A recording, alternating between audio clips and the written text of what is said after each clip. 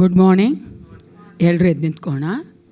ನಾವು ಸತ್ಯವೇದಗಳನ್ನ 99ನೇ ಕೀರ್ತನೆ ತೆಗೆದುಕೊಳ್ಳೋಣ ಪ್ರಿಯರೇ.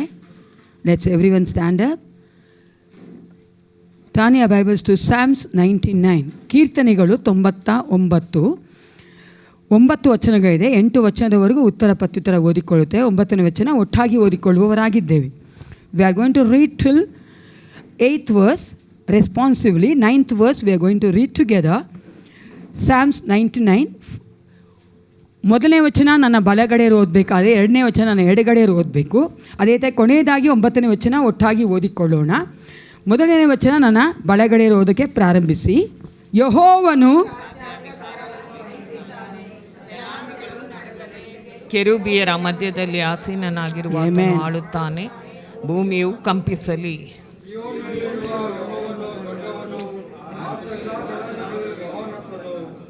ಅವರು ಯೆಹೋವನ ಪೂಜ್ಯವಾದ ಮಹಾನಾಮವನ್ನು ಕೊಂಡಾಡಲಿ, ಆತನು ಪರಿಶುದ್ಧನು.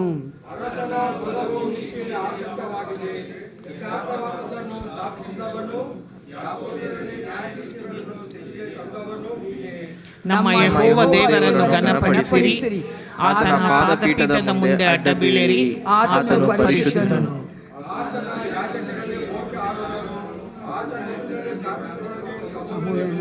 ಪ್ರಾರ್ಥಿಸಿಕೊಂಡಾಗಲೇ ಯೆಹೋವನು ಅವರಿಗೆ ಸದುತ್ತರನು. ಆಮೇನ್. ಆತನು ಮೇಘಸ್ತಂಭದಲ್ಲಿದ್ದು ಅವರೊಡನೆ ಮಾತನಾಡುತ್ತಿದ್ದನು, ಅವರು ಆತನ ವಿಧಿ ನಿಯಮಗಳನ್ನು ಕೈಗೊಂಡವರು.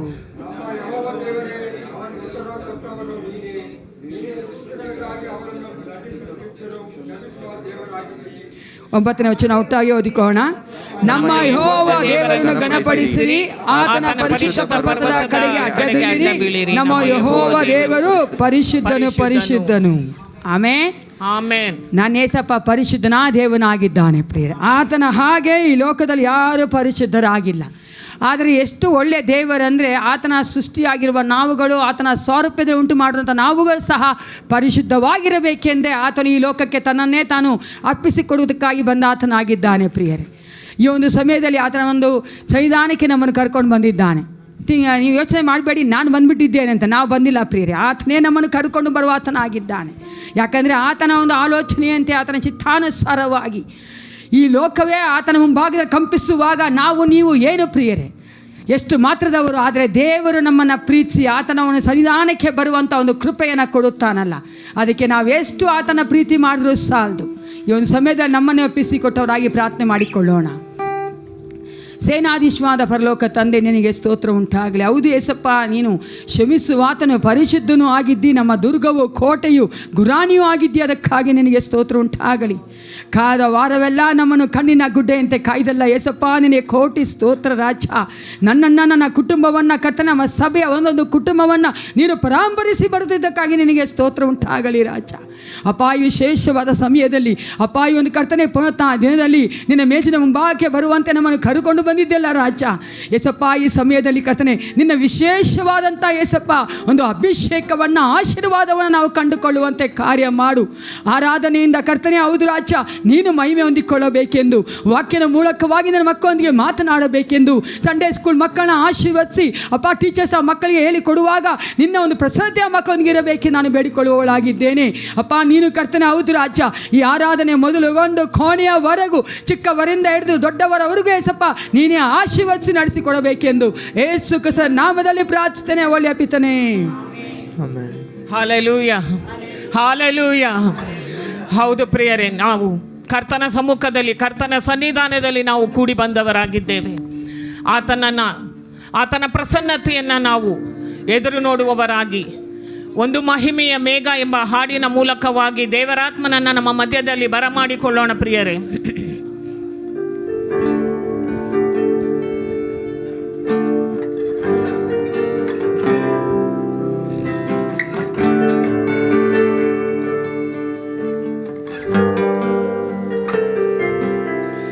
ಒಂದು ಮಹಿಮೆಯ ಮೇಘ ಈ ಸ್ಥಳವ ಮುಚ್ಚಿದೆ, ಒಂದು ಮಹಿಮೆಯ ಮೇಘ ನನ್ನ ಜನರ ಮುಚ್ಚಿದೆ, ಒಂದು ಮಹಿಮೆಯ ಮೇಘ ಈ ಸ್ಥಳವ ಮುಚ್ಚಿದೆ, ಒಂದು ಮಹಿಮೆಯ ಮೇಘ ನನ್ನ ಜನರ ಮುಚ್ಚಿದೆ. ಅಗಲಾದ ಮೇಘವು ನೀ, ಮುನ್ನಡೆಸುವ ಮೇಘವು ನೀ. ಅಗಲಾದ ಮೇಘವು ನೀ, ಮುನ್ನಡೆಸುವ ಮೇಘವು ನೀ. ದೇವರಾತ್ಮನೇ, ಪ್ರಿಯ ದೇವರಾತ್ಮನೇ, ಬಲವುಳ್ಳ ದೇವರಾತ್ಮನೇ, ಪರಿಶುದ್ಧ ದೇವರಾತ್ಮನೇ, ಮಹಿಮೆಯ ದೇವರಾತ್ಮನೇ, ಪ್ರಿಯ ದೇವರಾತ್ಮನೇ, ಬಲವುಳ್ಳ ದೇವರಾತ್ಮನೇ, ಪರಿಶುದ್ಧ ದೇವರಾತ್ಮನೇ.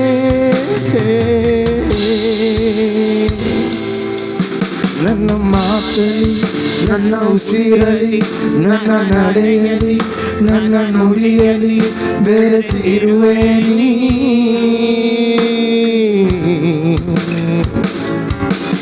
ನನ್ನ ನೆನಪಲ್ಲಿ, ನನ್ನ ನಡತೆಯಲ್ಲಿ, ನನ್ನ ಗ್ರಹಿಕೆಯಲ್ಲಿ, ನನ್ನ ಜೀವನದಲ್ಲಿ ಬೆರೆತಿರುವೆ ನೀ.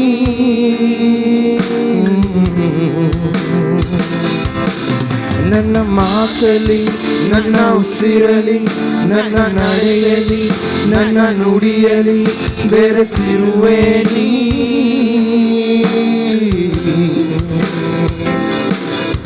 ನನ್ನ ನೆನಪಲ್ಲಿ, ನನ್ನ ನಡೆಯಲಿ, ನನ್ನ ಗ್ರಹಿಕೆಯಲ್ಲಿ, ನನ್ನ ಜೀವದಲ್ಲಿ ಬೆರೆತಿರುವೆ ನೀ.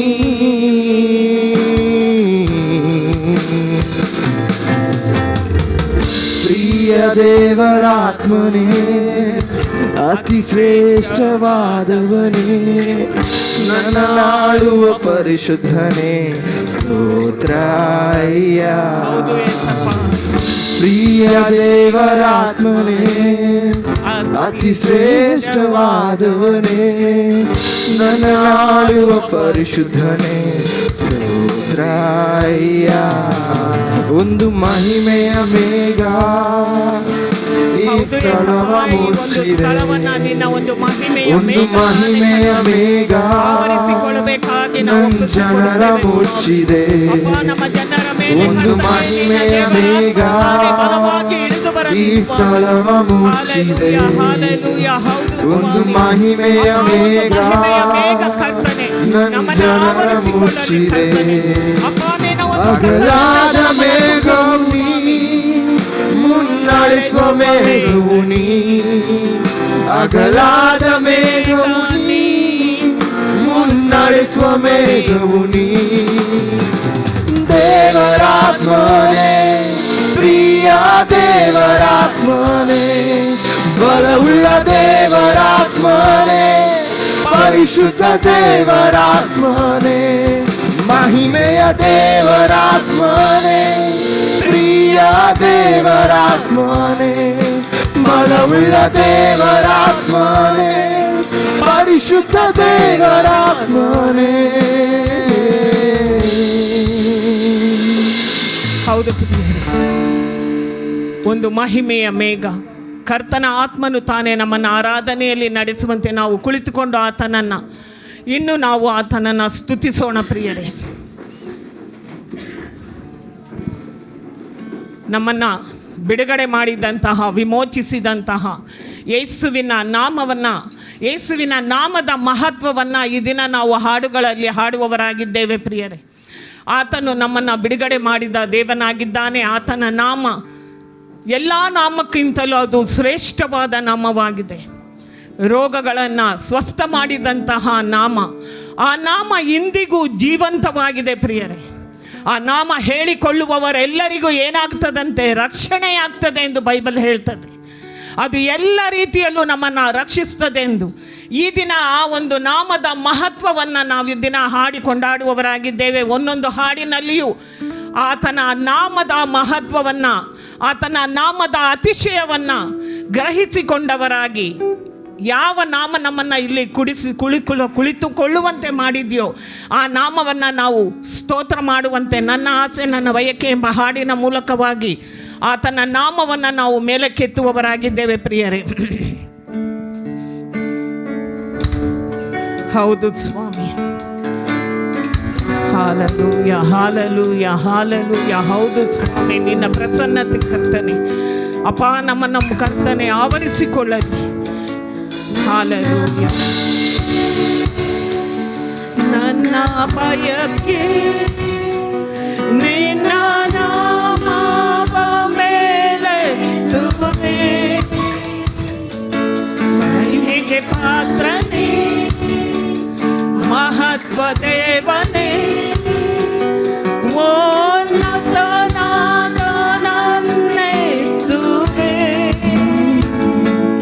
ನನ್ನ ಆಸೆ, ನನ್ನ ಬಯಕೆ ನಿನ್ನ ನಾಮವ ಮೇಲೆತ್ತುವೆ, ಮಹಿಮೆಗೆ ಪಾತ್ರನೇ ಮಹತ್ವ ದೇವನೇ, ಉನ್ನತನಾದ ನನ್ನೆಸುವೆ. ಎಲ್ಲ ನಾಮಕ್ಕಿಂತಲೂ ಎಲ್ಲ ಶಕ್ತಿಗಿಂತಲೂ ಎಲ್ಲ ಜ್ಞಾನಕ್ಕಿಂತಲೂ ನೀ ಉನ್ನತ. ಎಲ್ಲ ನಾಮಕ್ಕಿಂತಲೂ ಎಲ್ಲ ಶಕ್ತಿಗಿಂತಲೂ ಎಲ್ಲ ಜ್ಞಾನಕ್ಕಿಂತಲೂ ನೀ ಉನ್ನತ. ಯೇಸು, ಯೇಸು, ಯೇಸು, ನೀ ಉನ್ನತ.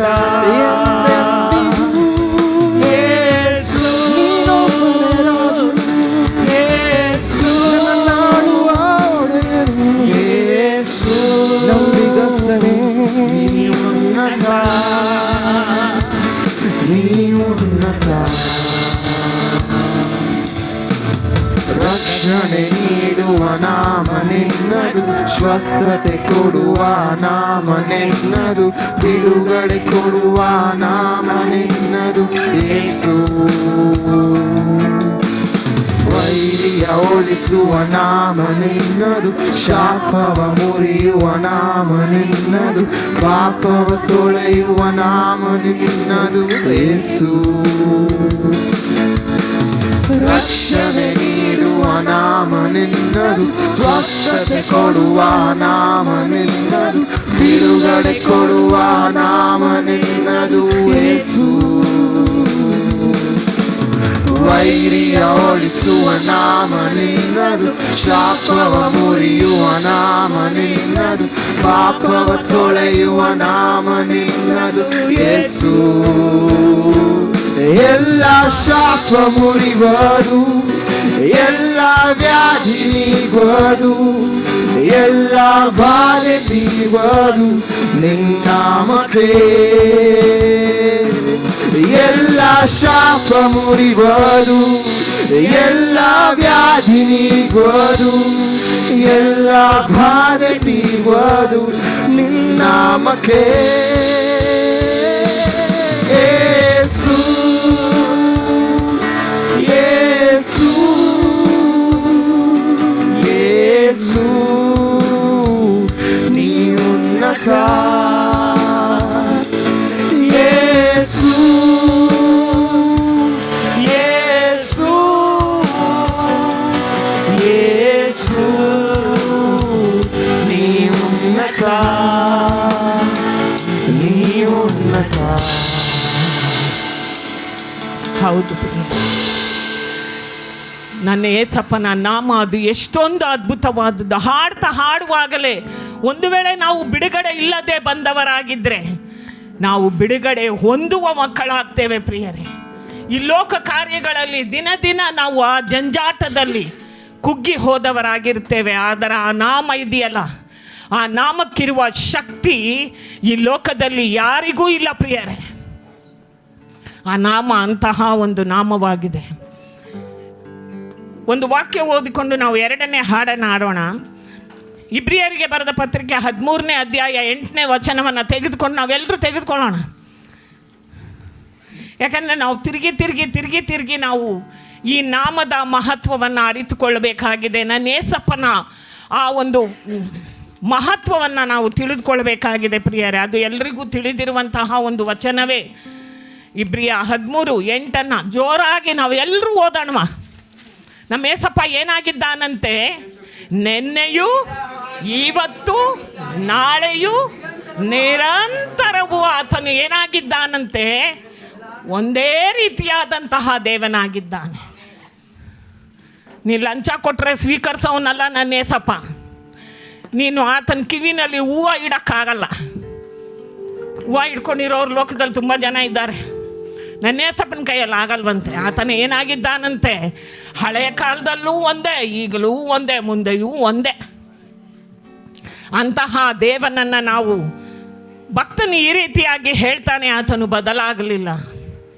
ಆತನ ಪುನರುತ್ಥಾನದ ಮಹಿಮೆ ಇಂದಿಗೂ ಅದು ಜೀವಂತವಾಗಿದೆ ಎಂಬ ಹಾಡಿನ ಮೂಲಕವಾಗಿ ಆತನನ್ನು ಮತ್ತಷ್ಟು ಸ್ತುತಿಸೋಣ ಪ್ರಿಯರೇ.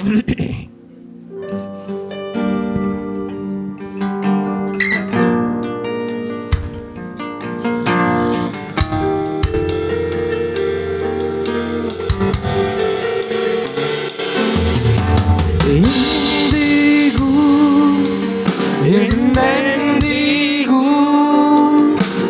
ಬದಲಾಗದ ನನ್ನೇಸು, ಎಂದಿಗೂ ಎಂದೆಂದಿಗೂ ಬದಲಾಗದ ನನ್ನೇಸು, ಬದಲಾಗಿಲ್ಲ ಬದಲಾಗಿಲ್ಲ. ಪುನರುತ್ಥಾನದ ನಿನ್ನ ಮಹಿಮೆ ಬದಲಾಗಿಲ್ಲ ಬದಲಾಗಿಲ್ಲ. ಪುನರುತ್ಥಾನದ ನಿನ್ನ ಮಹಿಮೆ యేసయ్య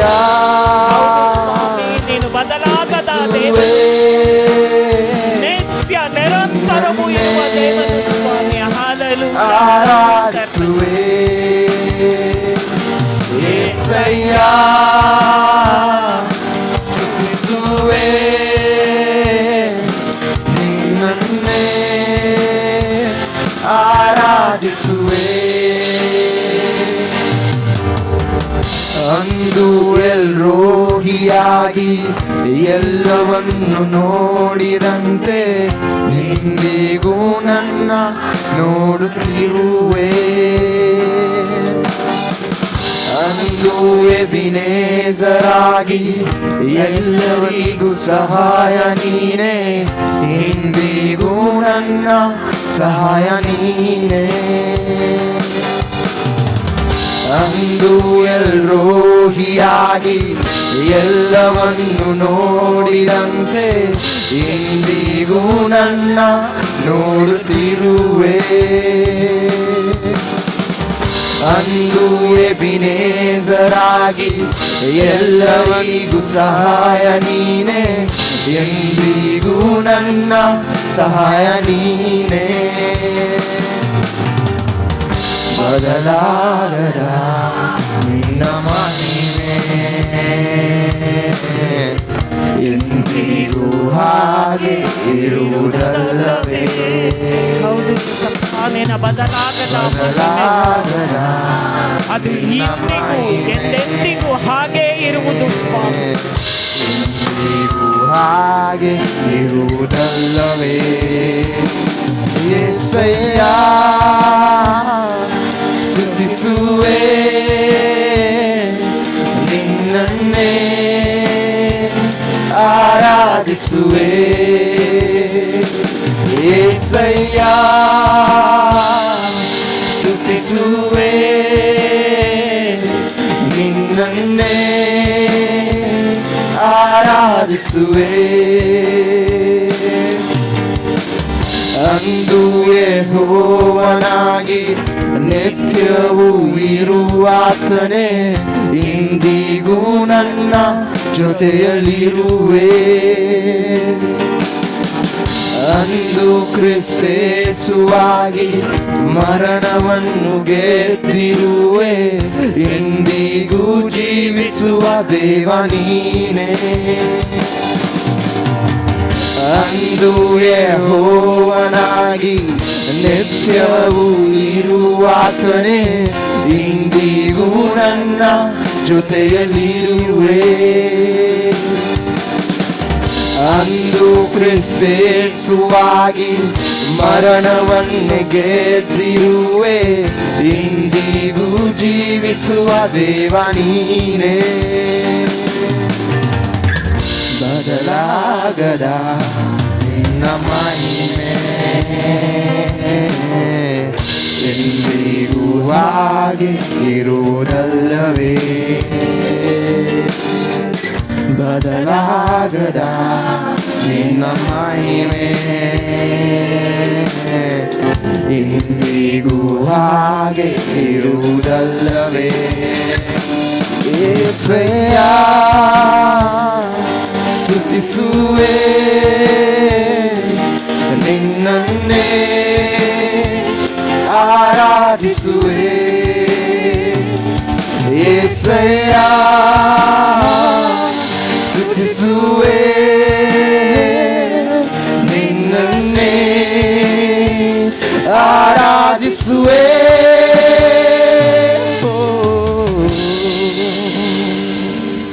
ಎಂದೆಂದಿಗೂ ಬದಲಾಗದ ನನ್ನ యేಸಯ್ಯನ ನಾಮ ಅದು ಯಾವತ್ತಿಗೂ ಎಂದೆಂದಿಗೂ ಇರುವಂಥದ್ದು. ಪ್ರಿಯರೇ, ನಾವು ವರ್ಷದ 9ನೇ ತಿಂಗಳಿಗೆ ಪ್ರವೇಶ ಮಾಡಿದ್ದೇವೆ.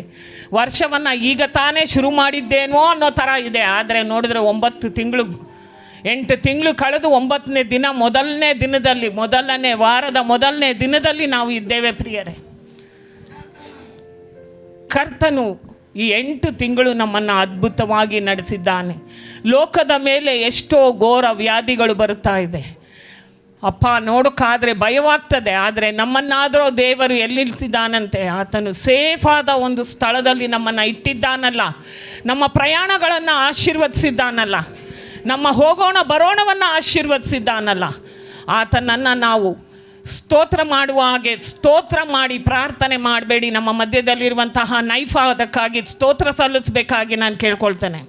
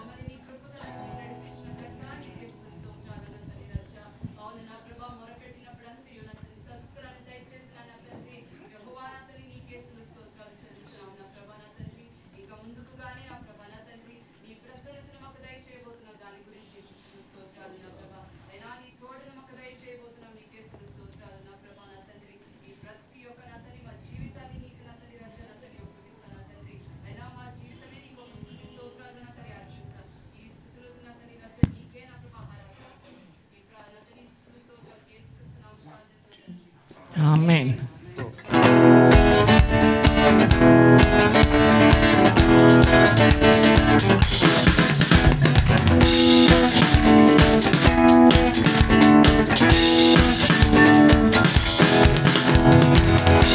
ಏಸುನಾಮ ಸುಂದರ ನಾಮ, ಏಸುನಾಮ ಮಧುರ ಮಧುರ, ಜೇನಿಗಿಂತಲೂ ನಾಮ ಮಧುರವು.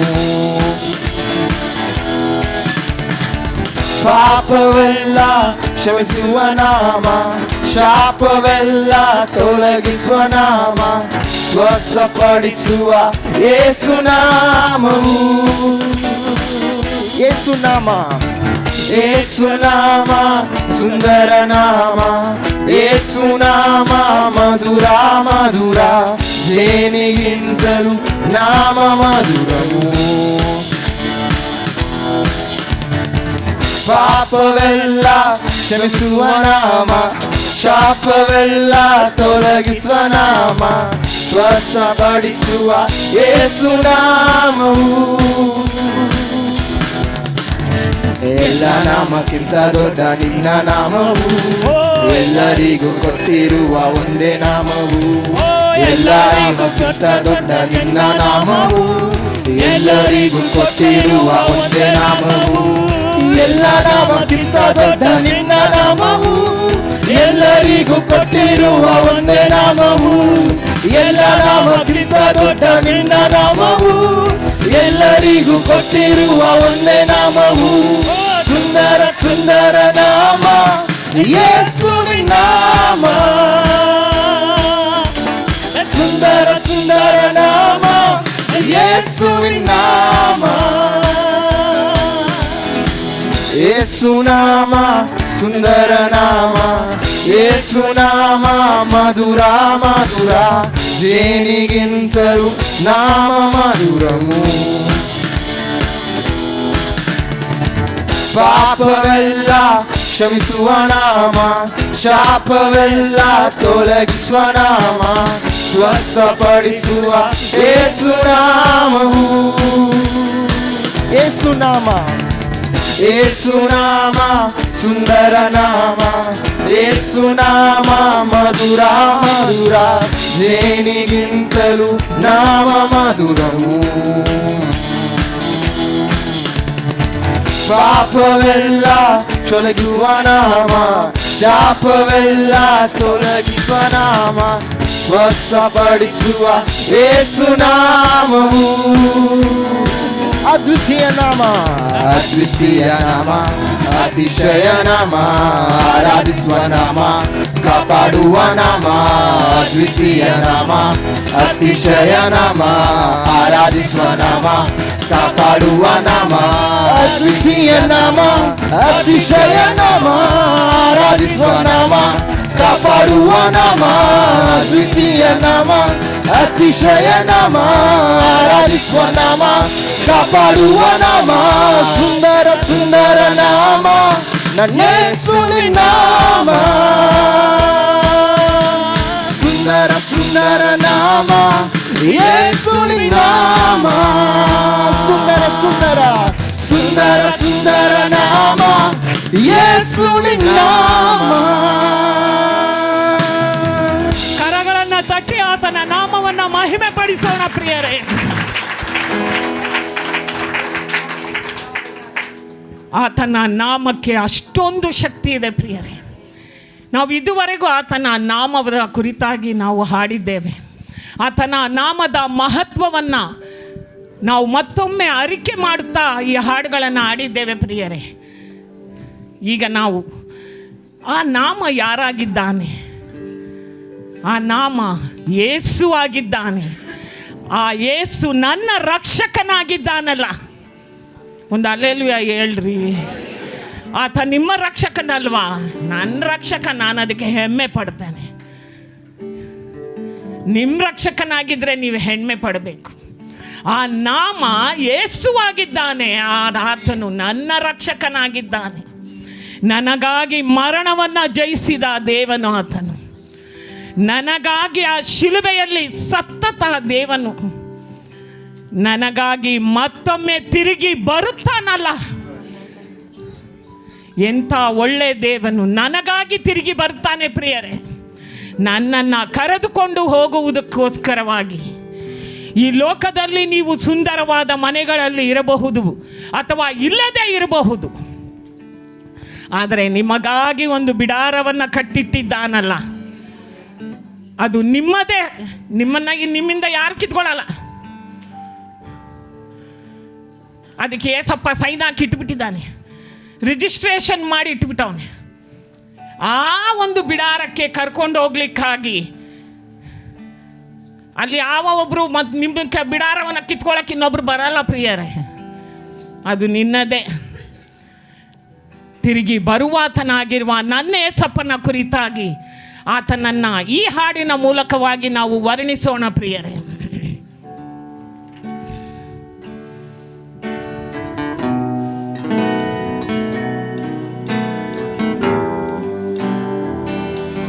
ಸಿಹಿ ಜೇನಿಗಿಂತ ಮಧುರವಾದದ್ದು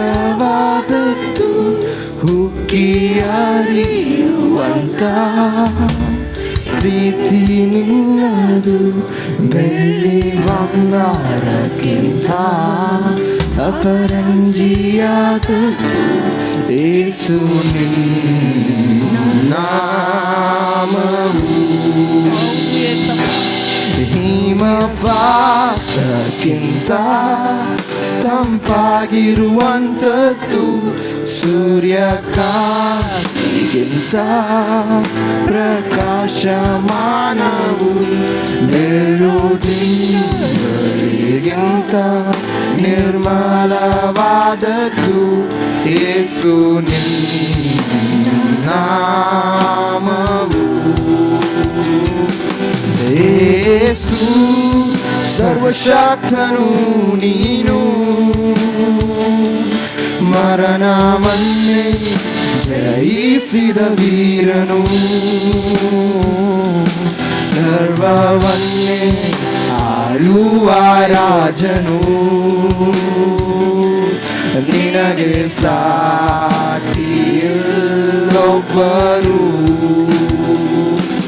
ರಕ್ಷಕ ನೀನೇ ನನ್ ಬಲವು, ನೀನೇ ನಡಗುವ ತಾಣವು, ನೀನೇ ನಿಜವಾದ ದೇವರು. ಮೊಣಕಾಲು ನಮಿಸುವೆನು, ಆಕಾಶಕ್ಕಿಂತ ವಿಶಾಲವಾದದ್ದು ವಿಶ್ವದಲ್ಲೆಲ್ಲೂ ವ್ಯಾಪಿಸಿರುವುದು. ಊಹಿಸುವುದಕ್ಕಿಂತಲೂ ಉನ್ನತವಾದದ್ದು ಯೇಸು ನಿನ್ನ ನಾಮವು. ಈ ಲೋಕಕ್ಕೆಲ್ಲ ರಕ್ಷೆಯ ಮಾರ್ಗವು, ಜನರೆಲ್ಲರನ್ನೂ ಬದುಕಿಸುವ ಜೀವವು, ಸರ್ವಶಾಲೆಗಳಲ್ಲೂ ನಿವಸಿಸುವ ಸತ್ಯವು ಯೇಸು ನಿನ್ನ ನಾಮವು. ಯೇಸು ಸರ್ವಶಕ್ತನು ನೀನು, ಮರಣವನ್ನೇ ಜಯಿಸಿದ ವೀರನು, ಸರ್ವವನ್ನೂ ಆಳುವ ರಾಜನು. ನಿಮಗೆ ಸಾಟಿಯಲ್ಲೊಬ್ಬರು,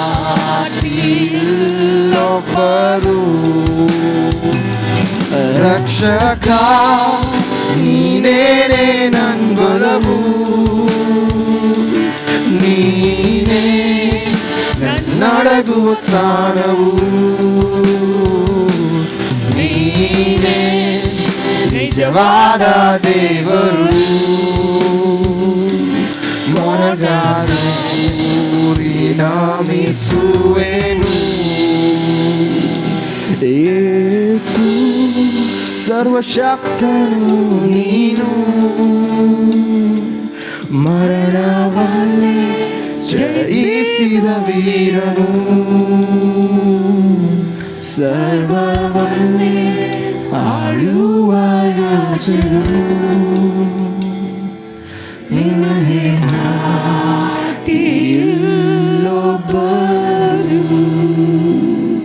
ರಕ್ಷಕ ನೀನೇನೇ ನನ್ ಬಲವು, ನೀನೇ ನನ್ನಡಗುವ ನೀನೇ ನಿಜವಾದ ದೇವರು.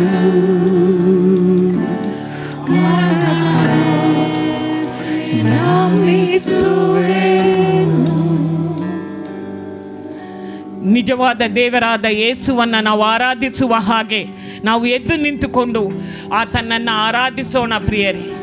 ಬನ್ನಿರಿ, ನಮ್ಮ ನಿರ್ಮಾಣಿಕನಾದ ಯೆಹೋವನಿಗೆ ಸಾಷ್ಟಾಂಗವರೆಗೆ ಆರಾಧಿಸೋಣ ಎಂದು ಕೀರ್ತನೆಗಾರನೇ ಹೇಳುವಂತೆ ನಾವು ಆತನನ್ನು ಆರಾಧಿಸೋಣ ಪ್ರಿಯರೇ.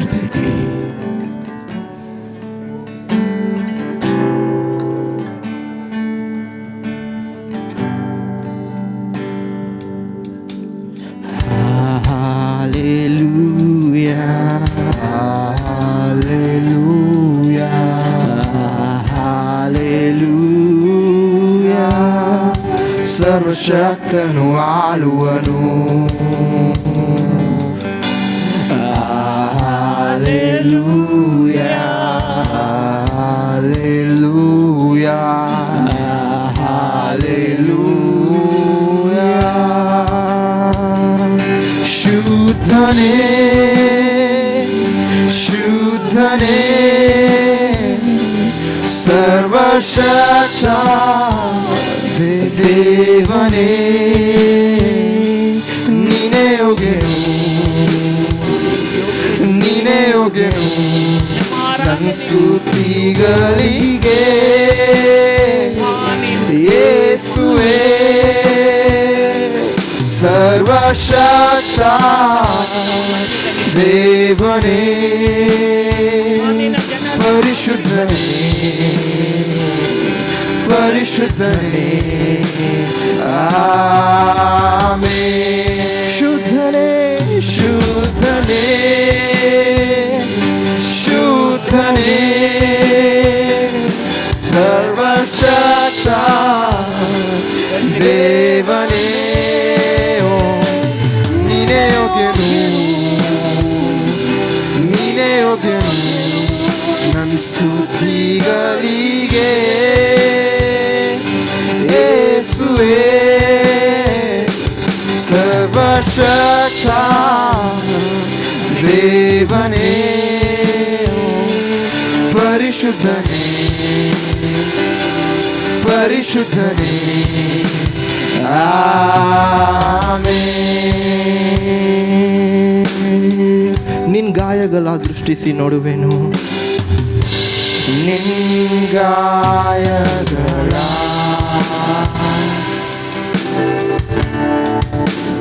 ದೃಷ್ಟಿಸಿ ನಾನು ನೋಡುವೆ, ನಿನ್ ಪ್ರೀತಿಯ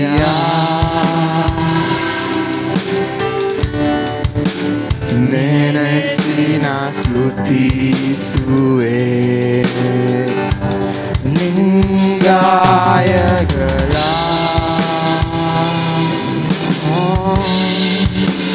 ದೃಷ್ಟಿಸಿ ನಾನು ನೋಡುವೆ,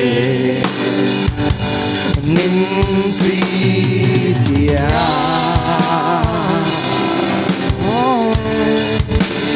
ನೆನೆಸಿ ನಾ ಸ್ತುತಿಸುವೆ, ಎಂದೆಂದಿಗೂ ನೀನೆ ಎಂದೆಂದಿಗೂ ಸಿಂಹಾಸನಾಸೀನ ಸಿಂಹಾಸನಾಸೀನ ನನ್ನ ಹೃದಯದಿಂದ ಹೃದಯದಿಂದ ಆರಾಧಿಸುವೆ, ಎಂದೆಂದಿಗೂ ಎಂದೆಂದಿಗೂ ಎಂದೆಂದಿಗೂ ಸಿಂಹಾಸನಾಸೀನ ಸಿಂಹಾಸನಾಸೀನ ನನ್ನ ಹೃದಯದಿಂದ ಹೃದಯದಿಂದ ಆರಾಧಿಸುವೆ, ಮೋನಕ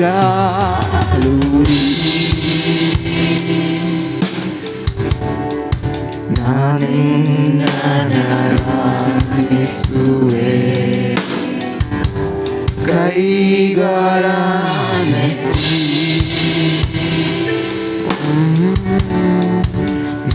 ನಿನ್ನನ್ನೇ ಸ್ತುತಿಸುವೆ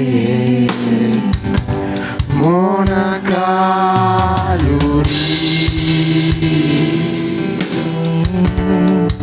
ನಾನಿನ್ನನ್ನೇ ಆರಾಧಿಸುವೆ ಕೈಗಳನ್ನೆತ್ತಿ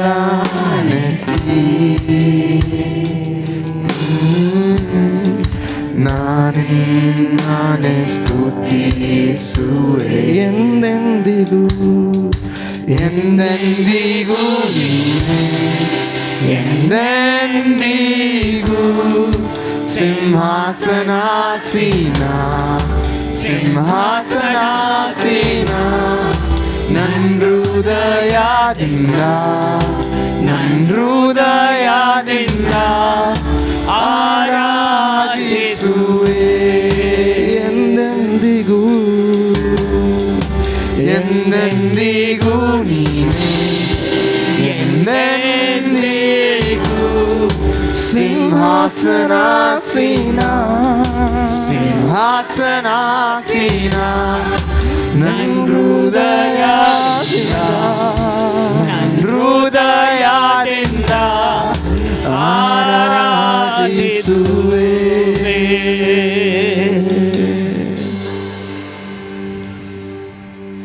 ಪರಿಶುದ್ಧನಾದ ದೇವನೇ, ಹೌದು ಸ್ವಾಮಿ, ನೀನು ಸಿಂಹಾಸನಾರೂಢನಾದ ದೇವನಾಗಿದ್ದಿ. ನಮ್ಮ ಆರಾಧನೆಯಲ್ಲಿ ಸ್ವಾಮಿ ನೀನು ಮಹಿಮೆ ಹೊಂದಿದ್ದಕ್ಕಾಗಿ ಅಪ್ಪ, ಇಲ್ಲಿರುವ ಜನರನ್ನು ಸ್ವಾಮಿ ನಿನ್ನ ಸ್ವಕೀಯ ಮಕ್ಕಳನ್ನು ನೀನು ಆಶೀರ್ವದಿಸಿದ್ದಕ್ಕಾಗಿ ಯೇಸುವಿನ ನಾಮದಲ್ಲಿ ನಿನಗೆ ಸ್ತೋತ್ರ ಸಲ್ಲಿಸ್ತೇನೆ, ಒಳ್ಳೆಯ ಕರ್ತನೆ. ಆಮೇನ್. ನಾವು ನಿಂತಿರುವಂತೆ ನಮ್ಮ ಸತ್ಯವೇದಗಳನ್ನ 1 ತೆಸಲೋನಿಕರಿಗೆ ಬರೆದ ಪತ್ರಿಕೆ 5ನೇ ಅಧ್ಯಾಯ 11ನೇ ವಚನ ತಿಳಿಸ್ಕೊಳ್ಳೋಣ ಪ್ರಿಯರೇ. As we are standing, let's start our Bible to 1 Thessalonians chapter 5 verse 11. 1ನೇ ತೆಸಲೋನಿಕರಿಗೆ ಬರೆದ ಪತ್ರಿಕೆ 5ನೇ ಅಧ್ಯಾಯ 11ನೇ ವಚನ. ನಾವೆಲ್ಲರೂ ಒಟ್ಟಾಗಿ ಓದುವವರಾಗಿದ್ದೇವೆ. We are going to read together the 1 Thessalonians chapter 5 verse 11. ಎಲ್ಲರೂ ತಗೊಳ್ಳಿ ಓದೋಣ ಒಟ್ಟಾಗಿ. 1 Thessalonians chapter 5 verse 11. ಆದುದರಿಂದ ನೀವು ಈಗ ಮಾಡುತ್ತಿರುವ ಪ್ರಕಾರವೇ ಒಬ್ಬರನ್ನೊಬ್ಬರು ಸಂತೈಸಿಕೊಳ್ಳುತ್ತಾ ಒಬ್ಬರ ಭಕ್ತಿಯೊಬ್ಬರು ವೃದ್ಧಿಪಡಿಸುತ್ತಾ ಇರಿ. ದೇವರು ನಮ್ಮನ್ನು ಸಭೆಯಾಗಿ ಕರೆದಿರುವಂಥದ್ದು ಒಬ್ಬರೊಬ್ಬರನ್ನು ನಾವು ಸಂತೈಸುವುದಕ್ಕಾಗಿ, ಭಕ್ತಿ ವೃದ್ಧಿ ಮಾಡುವುದಕ್ಕಾಗಿ ಪ್ರಿಯರೇ. ಆಮೇಲೆ ಎಲ್ಲರೂ ಕುತ್ಕೋಣ. ಕಾಣಿಕೆ ತೆಗೆಯೋ ಸಮಯ. ಸಂಡೇ ಸ್ಕೂಲ್ ಮಕ್ಕಳು ಸಂಡೇ ಸ್ಕೂಲ್ಗೆ ಹೋಗಬೇಕು.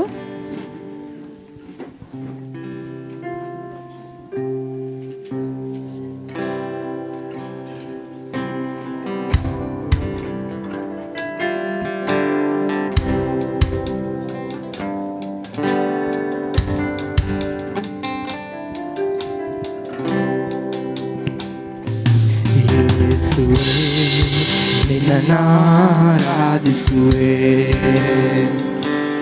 ನಾನಂಬುವ ಕೇಡ್ಯವು ನೀನೇ. ಯೇಸುವೇ, ನಿನ್ನನ್ನಾರಾಧಿಸುವೆ, ನಾನಂಬುವ ಕೇಡ್ಯವು ನೀನೇ. ಶೋಧನೆಯ ಸಮಯದಲ್ಲಿ ಬಲಪಡಿಸುವಾತನೇ, ಕಣ್ಣೀರಿನ ಸಮಯದಲ್ಲಿ ಕರ ಹಿಡಿದಿರುವಾತನೇ. ಶೋಧನೆಯ ಸಮಯದಲ್ಲಿ ಬಲಪಡಿಸುವಾತನೇ, ಕಣ್ಣೀರಿನ ಸಮಯದಲ್ಲಿ ಕರ ಹಿಡಿದಿರುವಾತನೇ. ಕರ್ತನೇ, ನಿನ್ನಯ ಪಾದದಿ ನನಗೆ ನೆಮ್ಮದಿ ನೆಮ್ಮದಿಯೇ. ಕರ್ತನೇ, ನಿನ್ನಯ ಪಾದದಿ ನನಗೆ ನೆಮ್ಮದಿ ನೆಮ್ಮದಿಯೇ. ಯೇಸುವೇ, ನಿನ್ನನ್ನಾರಾಧಿಸುವೆ,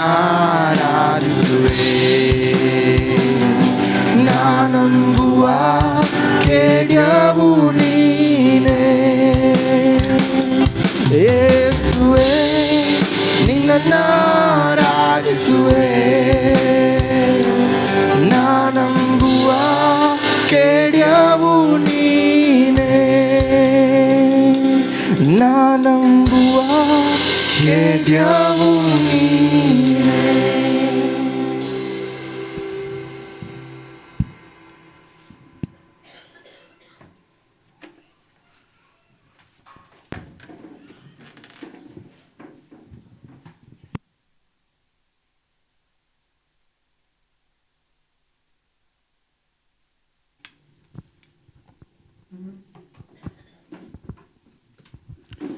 ಅದ್ಭುತವಾದಂಥ ಯೇಸು ಕ್ರಿಸ್ತನ ನಾಮವನ್ನು ಕೊಟ್ಟಂಥ ಜನರಾಗಿರುವ ನಮ್ಮೆಲ್ಲರನ್ನು ನಾನು ಯೇಸು ಕ್ರಿಸ್ತನ ನಾಮದಲ್ಲಿ ಸ್ವಾಗತ ಮಾಡುವವಳಾಗಿದ್ದೇನೆ. ಯೇಸುವಿನ ನಾಮ, ಯೇಸುವಿನ ನಾಮ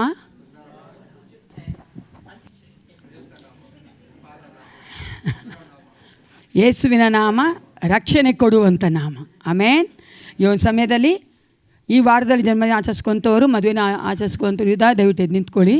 If anyone is there, those who are celebrating the birthdays and marriage days, please stand up. We'll pray for you.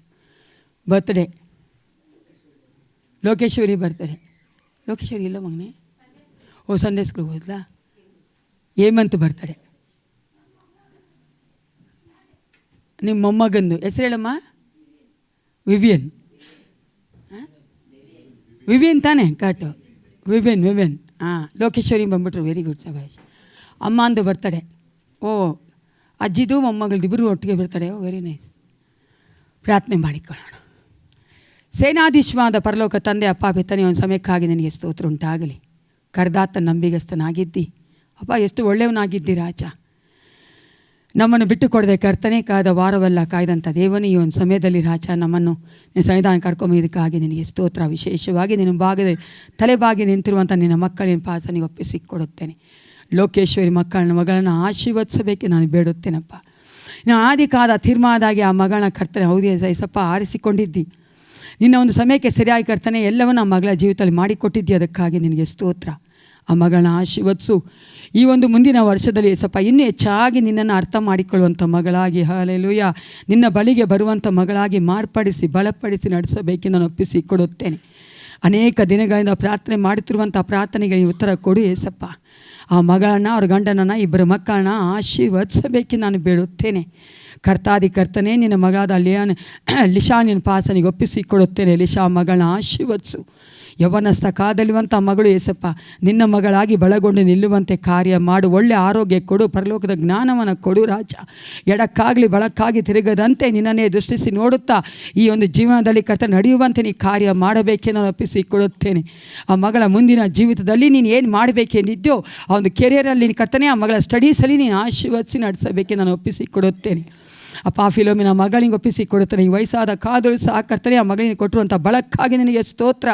ನಿನ್ನ ಮೇಲೆ ಆತುಕೊಂಡಿರುವಂಥ, ನಿನ್ನನ್ನೇ ದೃಷ್ಟಿಸಿ ನೋಡುತ್ತಿರುವಂಥ, ನಿನ್ನಿಂದಲೇ ಬಲವನ್ನು ಹೊಂದುವಂಥ ಈ ಮಗಳನ್ನ ಆಶೀರ್ವದಿಸಪ್ಪ. ಬೇಕಾದಂಥ ಒಳ್ಳೆಯ ಆರೋಗ್ಯ ಕೊಡು, ಜ್ಞಾನ ಕೊಡು ಏಸಪ್ಪ. ಇನ್ನೂ ಹೆಚ್ಚಾಗಿ ನಿನ್ನನ್ನೇ ಕರ್ತನೆ ಹೌದು ರಾಜ ಆತುಕೊಳ್ಳುವಂತೆ ಕಾರ್ಯ ಮಾಡು ಏಸಪ್ಪ.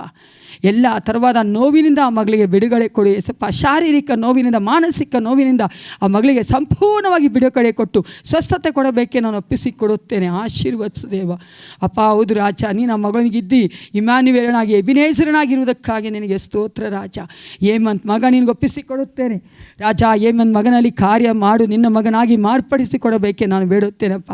ಸಂಡೇ ಸ್ಕೂಲ್ಗೆ ಬಂದಂಥ ಮಗ ಏಸಪ್ಪ, ನೀನು ಒಂದು ಕಾಲಕ್ಕೂ ಆ ಮಗನ ಕೈ ಬಿಡೋದಿಲ್ಲ. ನಿನ್ನ ಒಂದು ಕರ್ತನೆ ತಕ್ಕ ಸಮಯದಲ್ಲಿ ಆ ಮಗನ ಕರ್ತನೆ ರಕ್ಷಣೆಗೆ ತೆಗೆದುಕೊಂಡು ಬರುವಾತನಾಗಿದ್ದಿ. ಈ ಸಭೆಯಲ್ಲಿ ಆ ಮಗನು ಸಹ ಕರ್ತನೆ ಬಂದು ಸೇರಿಕೊಳ್ಳುವಂತೆ ಮಾಡುತ್ತಿ. ಅದಕ್ಕಾಗಿ ನಿನಗೆ ಸ್ತೋತ್ರ.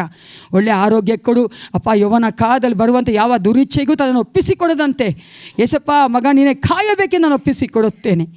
ಅಪ್ಪ ನಾವು ಕರ್ತನೆ ತಾಯಿಗಳಾಗಲಿ ಸಭೆಯಾಗಲಿ ಅಪ್ಪ ನಾವು ಯಾವತ್ತೂ ಮಗನೊಂದಿಗೆ ಇರೋಕ್ಕೆ ಸಾಧ್ಯ ಇಲ್ಲ. ನೀನು ಯಾವತ್ತೂ ಇರುವಂಥ ದೇವನು. ಆ ಮಗನು ಸದಾಕಾಲ ಕಾಣುವಂಥ ಎಲ್ರೋಯಿ ಆಗಿದ್ದಿ. ಆ ಮಗನ ಸಂಪೂರ್ಣ ಕರ್ತನೆ ಬಿಡುಗಡೆ ಮಾಡಿ ನಿನ್ನ ಮಗನಾಗಿ ಬಲಪಡಿಸಿ ನಡೆಸಬೇಕೆಂದು ಅವರ ಕುಟುಂಬಕ್ಕೆ ಒಂದು ಆಶೀರ್ವಾದವಾಗಿ ಆ ಮಗನ ಮಾರ್ಪಡಿಸಿ ನಡೆಸಿಕೊಡಬೇಕೆಂದು ಒಪ್ಪಿಸಿಕೊಡುತ್ತೇನೆ.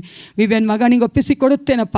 ಆ ಮಗ ಹೃದಯ ಸಹ ಮಾತನಾಡು ಅಪ್ಪ. ಈ ವರ್ಷ ಆ ಮಗನ ರಕ್ಷಣೆಗೆ ಬರುವಂತೆ, ನಿನ್ನನ್ನು ತಿಳಿದುಕೊಳ್ಳುವಂತೆ ಅಪ್ಪ. ಆ ಮಗನಿಗಿರುವಂಥ ಎಲ್ಲ ಬೇಡದ ಕಾರ್ಯಗಳು ಯೇಸುವಿನ ನಾಮದಲ್ಲಿ ತೆಗೆದುಹಾಕಲ್ಪಡಲಿ ಏಸಪ್ಪ. ಯೇಸುವಿನ ನಾಮದಲ್ಲಿ ರಾಜ ನಿನಗೆ ವಿರುದ್ಧವಾಗಿ ಮಾತನಾಡುವಂಥ ಬಾಯಿಗಳನ್ನ ಕಟ್ಟಬೇಕೆ ನಾನು ಒಪ್ಪಿಸಿಕೊಡುತ್ತೇನೆ. ಆ ಮಗ ನಿನ್ನ ಮಗನಾಗಿ ಮಾರ್ಪಡಿಸಿಕೊಳ್ಳೋಕಪ್ಪ. ಅವರ ಅಜ್ಜಿ ಕಥನೆ ಪ್ರಾರ್ಥನೆ ಮಾಡ್ತಿರುವಂಥ ಪ್ರಾರ್ಥನೆ ಕೇಳುವಂಥ ದೇವನೀನಾಗಿದ್ದಿ. ನಿನ್ನ ವಾಕ್ಯವೇ ಹೇಳುತ್ತದೆ, ನೀವು ನನಗೆ ಮೊರೆ ಇಡಿರಿ, ನಿಮ್ಮ ಮೊರೆಯನ್ನು ನಾನು ಕೇಳಿ ಉತ್ತರಿಸುವಾಗ ನೀವು ನನಗೆ ಗಣಪಡಿಸುತ್ತೀರಿ ಎಂದು ಹೇಳಿದೆಯಲ್ಲ ಏಸಪ್ಪ. ಅಪ್ಪ ಹೌದು ರಾಜ, ಕಾಂತಮ್ಮ ಮಗಳು ನಿನ್ನ ಘನಪಡಿಸುವಂತೆ ಆ ಮಗಳ ಒಂದು ಪ್ರಾರ್ಥನೆ ಉತ್ತರಿಸಬೇಕೆ ನಾನು ಒಪ್ಪಿಸಿಕೊಡುತ್ತೇನೆ ಅಪ್ಪ. ಮತ್ತೊಂದಾವರ್ತಿ ರಾಜ, ಈ ಮಕ್ಕಳೆಲ್ಲ ನಿಂಗೆ ಒಪ್ಪಿಸಿಕೊಡುತ್ತಾ, ನಿನ್ನ ರಾಜ್ಯಕ್ಕಾಗಿ ಸಭೆಗಾಗಿ ಕೊಟ್ಟಿರುವಂಥ ಈ ಕಾಣಿಗಳು ನಿನಗೆ ಒಪ್ಪಿಸಿಕೊಡುತ್ತಾ. ಹಲ್ಲೆಲೂಯಾ ಯೇಸಪ್ಪ, ನೀನೇ ಒಂದು ಕರ್ತನೆ ಕಾಣಿಗಳ ದಶಭಾಗಗಳನ್ನ ಆಶೀರ್ವದಿಸಿಕೊಡು. ನಿನ್ನ ಒಂದು ರಾಜ್ಯದ ವಿಸ್ತಾರಕ್ಕಾಗಿ, ಸಭೆಯ ಉದ್ಧಾರಕ್ಕಾಗಿ ಉಪಯೋಗಿಸಲ್ಪಡುವಂತೆ ಕಾರ್ಯ ಮಾಡು ದೇವ. ಕೊಟ್ಟಿರುವಂಥ ನಮ್ಮೆಲ್ಲರನ್ನು ತಗ್ಗಿಸಿ ಒಪ್ಪಿಸಿಕೊಡುತ್ತೇನೆ. ಯಾವ ಕೊರತೆ ಇರದಂತೆ ನಿನ್ನ ಒಂದು ಕರ್ತನೆ ಐಶ್ವರ್ಯಕ್ಕೆ ತಕ್ಕ ಹಾಗೆ ನಿಮ್ಮ ಆಶೀರ್ವಾದ ಹೊಂದಿಕೊಂಡು ನಾವು ಜೀವಿಸುವಂತೆ ಕಾರ್ಯ ಮಾಡಬೇಕೆಂದು ಯೇಸು ಕ್ರಿಸ್ತನ ನಾಮದಲ್ಲಿ ಪ್ರಾರ್ಥಿಸ್ತೇನೆ, ಒಳ್ಳೆಯ ಪಿತನೇ.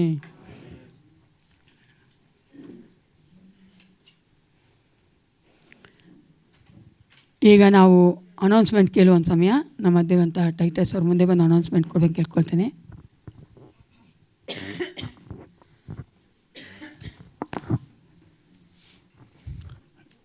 ಈ ವಾರದ ಪ್ರಕಟಣೆಗಳು: ಮಂಗಳವಾರ ಸಾಯಂಕಾಲ ಮನೆಗಳಲ್ಲಿ ಪ್ರಾರ್ಥನೆ ಇರುತ್ತದೆ. ಈ ವಾರದಲ್ಲಿ ಯಾರ ಮನೆಯಲ್ಲಿ ಪ್ರಾರ್ಥನೆ ಬೇಕು ಎಂಬುದಾಗಿ ತಿಳಿಸುವುದಾದರೆ ನಿಮ್ಮ ಮನೆಗೆ ಬಂದು ಪ್ರಾರ್ಥನೆ ಮಾಡುವಂಥರಾಗಿದ್ದೇವೆ. ಬುಧವಾರ ಸಾಯಂಕಾಲ 6:15 ಸಭೆಯಲ್ಲಿ ಪ್ರಾರ್ಥನೆ ಇರುತ್ತದೆ ಮತ್ತು ಶುಕ್ರವಾರ ಸಾಯಂಕಾಲ 7 ಗಂಟೆಗೆ ಸಭೆಯಲ್ಲಿ ಬೈಬಲ್ ಸ್ಟಡಿ ಇರುತ್ತದೆ ಮತ್ತು ಶನಿವಾರ ಸಾಯಂಕಾಲ ಹಾಡಿನ ಅಭ್ಯಾಸ ಇರುತ್ತದೆ. ಆ ಹಾಡಿನ ತಂಡದವರು ಬಂದು ಸಿದ್ಧತೆ ಮಾಡಿಕೊಳ್ಬೇಕಾಗಿ ಕೇಳ್ಕೊತಾನೆ. ಮತ್ತು ಬರುವ ಭಾನುವಾರ ಬೆಳಗಿನ ಜಾವ 8 ಸಭೆಯಲ್ಲಿ ಆರಾಧನೆ ಇರುತ್ತದೆ. ಇವತ್ತು ಸಭೆಯಾದ ನಂತರ ಸಭಾಪಾಲನಾ ಸಮಿತಿ ಇರುತ್ತದೆ. ಸಭಾಪಾಲನಾ ಸಮಿತಿಯ ಎಲ್ಲ ಸದಸ್ಯರು ಇವತ್ತು ಸಭೆಯಾದ ನಂತರ ಕೂಡಿ ಬರಬೇಕಾಗಿ ಕೇಳ್ಕೊತೀನಿ. ಮತ್ತು ಬರುವ ಭಾನುವಾರ ಅದು ಸೆಕೆಂಡ್ ವೀಕ್, ಯೂಶಲಿ ಮಹಿಳೆಯರ ಕೂಟ ಇರುತ್ತದೆ, ಬಟ್ ನೆಕ್ಸ್ಟ್ ವೀಕು ಪುರುಷರ ಕೂಟ ಇರುತ್ತದೆ. ಸೊ ಎಲ್ಲ ಮೆನ್ಸ್ ನೆಕ್ಸ್ಟ್ ವೀಕು ಇಲ್ಲೇ ಇರಬೇಕಾಗಿ ಕೇಳ್ಕೊತೀನಿ. ಇವತ್ತು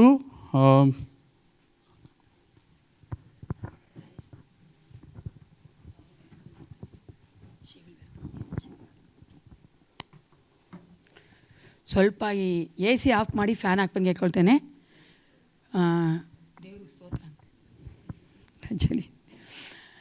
ಈಗ ನಮ್ಮ ಮಧ್ಯವಂಥ ಸಿಸ್ಟರ್ ಮಂಗಮ್ಮ ಅವರು ಮುಂದೆ ಬಂದು ಇವತ್ತಿರುವಂಥ ಅವರ ಒಂದು ಫಂಕ್ಷನ್ ಕುರಿತಾಗಿ ನಿಮ್ಮೆಲ್ಲರನ್ನ ಅವರು ಸ್ವಾಗತ ಮಾಡಿ ಆಹ್ವಾನ ಮಾಡಬೇಕಂತಿದ್ದಾರೆ.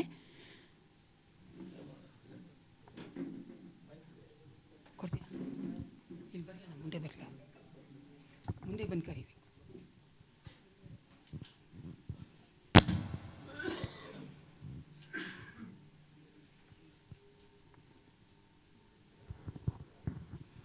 ಯೇಸು ನಾಮಕ್ಕೆ ಸ್ತೋತ್ರವಾಗಲಿ. ಇವತ್ತು ಸಾಯಂಕಾಲ ಉಮಾದು ಕೃತಜ್ಞತೆಗಳು ಪ್ರಾರ್ಥನೆ ಇಟ್ಕೊಂಡಿದ್ದೀನಿ. ದಯವಿಟ್ಟು ಎಲ್ಲರೂ ಬರಬೇಕು. ಯಾಕಂದರೆ ಇದು ನಮ್ಮ ಕುಟುಂಬ, ನನ್ನ ಸದಸ್ಯರಾಗಿದ್ದೀರಿ, ಎಲ್ಲರೂ ಸ್ವಂತ ಬಂದ ಎಲ್ಲ ನೀವೇ ಆಗಿದ್ದೀರಿ. ಇವತ್ತು ಒಂದು 15 ದಿವಸದಲ್ಲಿ ನನ್ನ ಮಗಳನ್ನು ಕಳ್ಕೊಂಡೆ. ಏನು ಹೇಳಬೇಕು ಅಂದರೂ ನನಗೇನು ತೋಚ್ತಾ ಇಲ್ಲ. ದಯವಿಟ್ಟು ಎಲ್ಲರೂ ಬನ್ನಿ. ಒಬ್ಬರು ಮಿಸ್ ಆಗದಿರ ಎಲ್ಲರೂ ಬರಬೇಕೆಂದು ನಿಮ್ಮನೇಲಿ ಬೇಡಿಕೊಳ್ಳುತ್ತೇನೆ. ಯೇಸು ನಾಮದಲ್ಲಿ ಕರ್ತನೆ. 6 ಗಂಟೆಗೆ ತೃಪ್ತಿ ಹಾಲಲ್ಲಿ ನಾನು ನಮ್ಮ DJNC ಗ್ರೂಪಲ್ಲಿ ಹಾಕಿದ್ದೀನಿ. ದಯವಿಟ್ಟು ಎಲ್ಲರೂ ಆ ಒಂದು ಕೂಟಕ್ಕೆ ಬರಬೇಕಂತ ಪ್ರೀತಿಯಿಂದ ಅವ್ರ ಪರವಾಗಿ ನಾನು ಸಹ ಕೇಳಿಕೊಳ್ಳುವಳಾಗಿದ್ದೆ.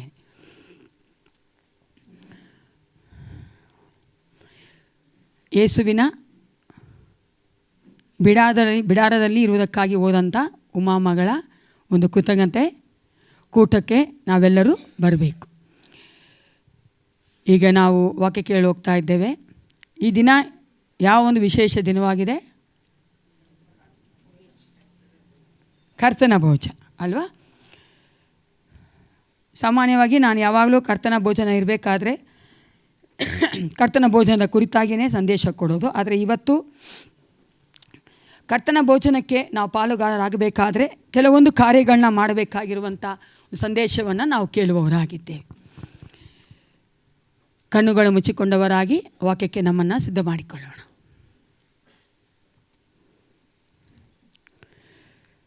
ಪರಲೋಕದಲ್ಲಿರುವಂಥ ನಮ್ಮ ಒಳ್ಳೆಯ ಪಿತನೇ, ಈ ಒಂದು ಸಮಯಕ್ಕಾಗಿ ನಿನಗೆ ಸ್ತೋತ್ರ ಉಂಟಾಗಲಿ. ಯೇಸಪ್ಪ, ನಿಮ್ಮನ್ನು ಆರಾಧನೆ ಮಾಡಿದ್ದೇವೆ.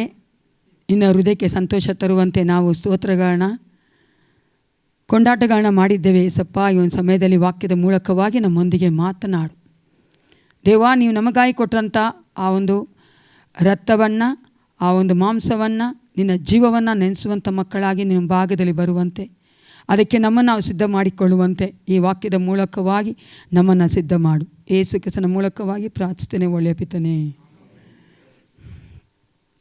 ಒಂದು ಸಾರಿ ಒಬ್ಬ ಚಿಕ್ಕ ಹುಡುಗಿ ಮನೆಯಲ್ಲಿ ಸ್ವಲ್ಪ ಜೋರು ಮಾಡಬೇಕು ಮಗನೆ, ನಮ್ಮ ವಿನಯ್ ಮೋಸಿ ಸ್ಲೋ ಮಾಡಿಬಿಟ್ಟ. ಅವನಿಗೆ ಜೋರು ವಾಯ್ಸ್ ಆಗಲ್ಲ, ತಪ್ಪು ತಿಳ್ಕೊಂಬೇಡಿ. ಅವ್ನಿಗೆ ವಾಯ್ಸ್ ಜೋರಾಗಿರಬಾರ್ದು, ಬೆಳಕು ಜಾಸ್ತಿ ಬರಬಾರ್ದು. ನಾವು ಅದಕ್ಕೆ ವಿರುದ್ಧವಾಗಿದ್ದೀವಿ, ಅದಕ್ಕೆ ಜೋರು ಮಾಡಬೇಕು ಒಂದು ಸ್ವಲ್ಪ, ಓಕೆನಾ. ಒಂದು ಸಾರಿ ಒಬ್ಬಳಿಗೆ ಏನು ಮಾಡಿದ್ಲು, ಒಂದು ಚಿಕ್ಕ ಹುಡುಗಿ ಅವ್ರ ಮನೇಲಿ ಊಟಕ್ಕೆ ಮುಂಚೆ ಅವ್ರ ಅಮ್ಮನಿಗೆ ಹೇಳಿದ್ಲು, ಅಮ್ಮ ನನಗೆ ಹೊಟ್ಟೆ ನೋವ್ತಾ ಇದೆ ಅಂತ. ಅವರಮ್ಮ ಹೇಳಿದ್ರು, ಹೊಟ್ಟೆ ಖಾಲಿ ಇದೆಯಲ್ಲಮ್ಮ, ಅದಕ್ಕೆ ಹೊಟ್ಟೆ ನೋವ್ತಾ ಇದೆ, ಹೊಟ್ಟೆಗೆ ಏನು ಹಾಕಿದ್ರೆ ಸರಿ ಹೋಗುತ್ತೆ ಅಂದರು. ಸರಿ, ಅವತ್ತು ರಾತ್ರಿಯೇ ಡಿನ್ನರ್ಗೆ ಪಾಸ್ಟ್ರು ಬಂದರು ಅವ್ರ ಮನೆಗೆ. ಡಿನ್ನರ್ಗೆ ಮುಂಚೆ ಮಾತಾಡ್ತೀವಿ ಗೊತ್ತಲ್ಲ, ಅದೇ ರಾತ್ರಿ ಊಟಕ್ಕೆ ಬಂದರು, ಮಾತಾಡ್ತಾಯಿದ್ರು. ಪಾಸ್ಟ್ರು ಹೇಳಿದ್ರು, ಯಾಕೋ ನಂಗೆ ಸ್ವಲ್ಪ ತಲೆ ನೋವ್ತಾ ಇದೆ ಅಂತ. ಆ ಹುಡುಗಿ ಹೇಳಿದ್ಲು ನಕ್ಕೊಂಡು, ಪಾಸ್ಟೇ ನಿಮ್ಮ ತಲೆಯಲ್ಲಿ ಏನೂ ಇಲ್ಲ, ಏನಾದರೂ ಹಾಕಿದ್ರೆ ಸರಿ ಹೋಗುತ್ತೆ ಅಂದರು. ಈ ದಿನ ನಮ್ಮ ಹೃದಯ ಹೆಂಗಿದೆ ಪ್ರಿಯರೇ? ನಮ್ಮ ಹೃದಯ ಖಾಲಿಯಾಗಿದೆಯಾ, ಅಥವಾ ದೇವರ ವಾಕ್ಯವೆಂಬ ಬೀಜ ಬಿತ್ತಲ್ಪಟ್ಟು ಅದು ದೇವರ ವಾಕ್ಯ ನಮ್ಮ ಹೃದಯದಲ್ಲಿ ಇದೆಯಾ? ಈ ದಿನ ನಾವು ಧ್ಯಾನ ಮಾಡಲು ಹೋಗುವಂಥದ್ದು ಪ್ಯಾರಬಲ್ ಆಫ್ ಸೋವರ್, ಅಂದರೆ ಬಿತ್ತುವವನ ಆ ಒಂದು ಸಾಮ್ಯದ ಮೂಲಕವಾಗಿ ದೇವರ ವಾಕ್ಯಕ್ಕೆ ನಾವು ಯಾವ ರೀತಿಯಾಗಿ ಒಪ್ಪಿಸಿಕೊಡಬೇಕು, ದೇವರ ವಾಕ್ಯದೊಟ್ಟಿಗೆ ನಾವು ಯಾವ ರೀತಿಯಾಗಿ ಆತನ ಒಂದು ಮೇಜಿನ ಮುಂಭಾಗಕ್ಕೆ ಬರಬೇಕೆಂಬುದನ್ನು ಈ ದಿನ ನಾವು ಧ್ಯಾನ ಮಾಡಲು ಹೋಗ್ತಾ ಇದ್ದೇವೆ. ಪ್ಯಾರಬಲ್ ಆಫ್ ಸೋವರ್ ಅಥವಾ ನಾವು ಬಿತ್ತುವವರ ಬೀಜ ಬಿತ್ತುವವನ ಒಂದು ಸಾಮ್ಯ ಎಲ್ಲಿ ನೋಡ್ತೇವೆ? ಮತ್ತಾಯ 13:4-9 ವಚನ. ಯಾರಾದರೂ ಒಬ್ರು ಓದಿ ಮತ್ತಾಯ 13:4-9 ವಚನ. Matthew chapter 13 verses 4-9.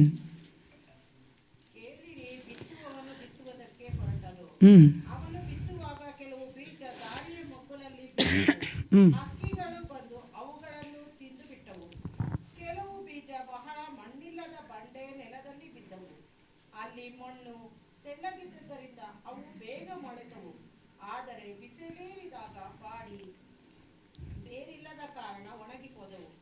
ಮತ್ತೆ ಕೆಲವು ಬೀಜ ಮುಳ್ಳು ಗಿಡಗಳಲ್ಲಿ ಬಿದ್ದವು, ಮುಳ್ಳು ಗಿಡಗಳು ಬೆಳೆದು ಅವುಗಳನ್ನು ಅಡಗಿಸಿ ಬಿಟ್ಟವು. ಇನ್ನೂ ಕೆಲವು ಒಳ್ಳೆಯ ನೆಲದಲ್ಲಿ ಬಿದ್ದು, ಒಂದು 100ರಷ್ಟು, ಒಂದು 60ರಷ್ಟು, ಒಂದು 30ರಷ್ಟು ಫಲವನ್ನು ಕೊಟ್ಟವು. ಕಿವಿಯುಳ್ಳವನು ಕೇಳಲಿ ಅಂದರು. ಈಗ ನಾನು ಸಹ ಹೇಳ್ತೇನೆ, ಕಿವಿ ಉಳ್ಳವನು ಕೇಳಲಿ. ಯಾರಿಗೆಲ್ಲ ಕಿವಿ ಇಲ್ವೋ ಅವ್ರು ಕೇಳೋದು ಬೇಡ, ಕಿವಿ ಇರೋರೆಲ್ಲ ಕೇಳಬೇಕು. ಯಾರು ಕಿವಿ ಇಲ್ಲ? ಎಲ್ಲರೂ ಕಿವಿ ಇದೆ. ಈ ಒಂದು ಸಾಮ್ಯವನ್ನು ನಾವು ಸಿನಾಪ್ಟಿಕ್ ಗಾಸ್ಪಲ್, ಮತ್ತಾಯ, ಮಾರ್ಕ, ಲೂಕನ ಸುವಾರ್ತೆಗಳಲ್ಲಿ ನೋಡ್ತೇವೆ ಪ್ರಿಯರೇ. ಈ 3 ಸುವಾರ್ತೆಗಳಲ್ಲೂ ಯೇಸು ಕ್ರಿಸ್ತನು ಈ ಒಂದು ಸಾಮ್ಯದ ಕುರಿತಾಗಿ ಮಾತಾಡ್ತಾನೆ. ಅದು ಮಾತ್ರವಲ್ಲ, ಯೇಸು ಕ್ರಿಸ್ತನು ತನ್ನ ಶಿಷ್ಯರಿಗೆ ಅದರ ಕುರಿತಾಗಿ ಅರ್ಥವನ್ನು ಹೇಳುವವನಾಗಿದ್ದಾನೆ. ಇಲ್ಲಿ ವಾಕ್ಯವೆಂಬುದು ಬೀಜ ಎಂಬುದು ಏನಾಗಿದೆ ಅಂತೆ? ದೇವರ ವಾಕ್ಯವಾಗಿದೆ. ಆ ಸಾಯಿಲ್ ಅಥವಾ ನೆಲ ಏನಾಗಿದೆ ಅಂತೆ? ಏನಾಗಿದೆ? ಲ್ಯಾಂಡ್ ಈಸ್ ಹಾರ್ಟ್ ಅಲ್ವಾ, ನಮ್ಮ ಹೃದಯವಾಗಿದೆ. ಅನೇಕ ಸಾರಿ ನಾನು ಅನೇಕ ಮೆಸೇಜನ್ನು ಕೇಳಬೇಕಾದ್ರೆ ಆ ಒಂದು ಬೀಜ ಫಲ ಕೊಡಲಿಲ್ಲ ಅಂತಾರೆ.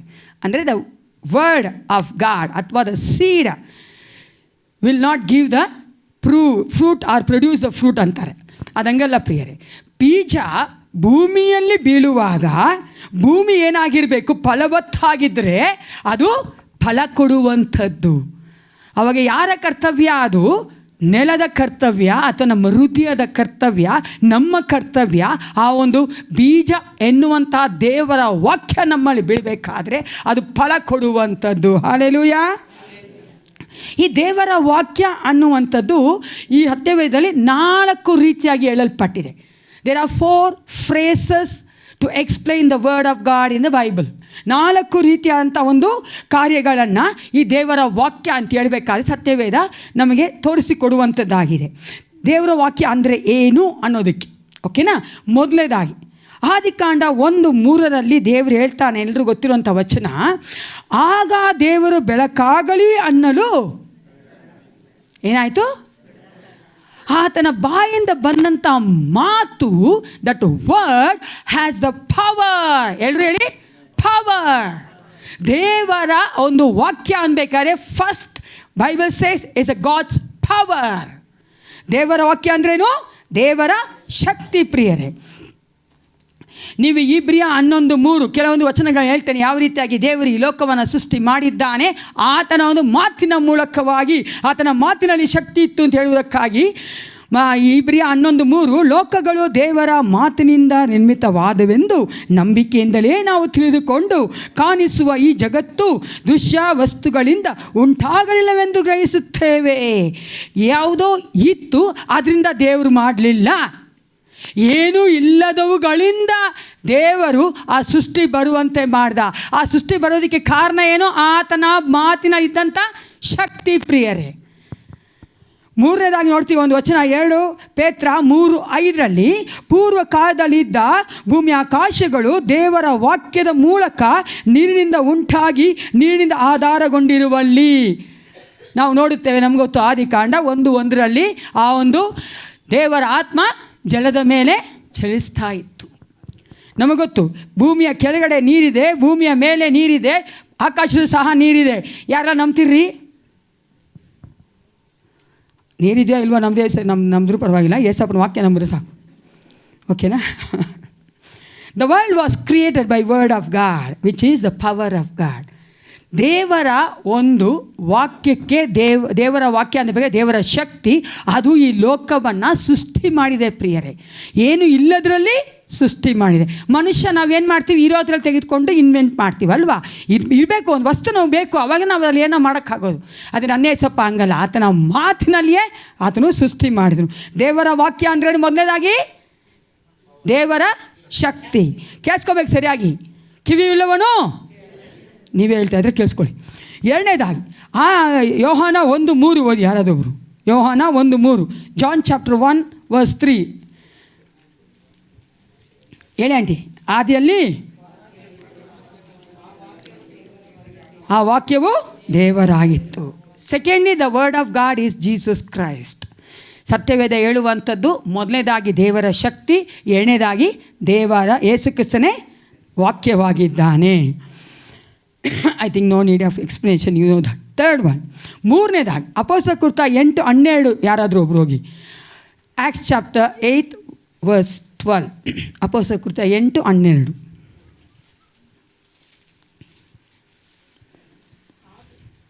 ಆದರೆ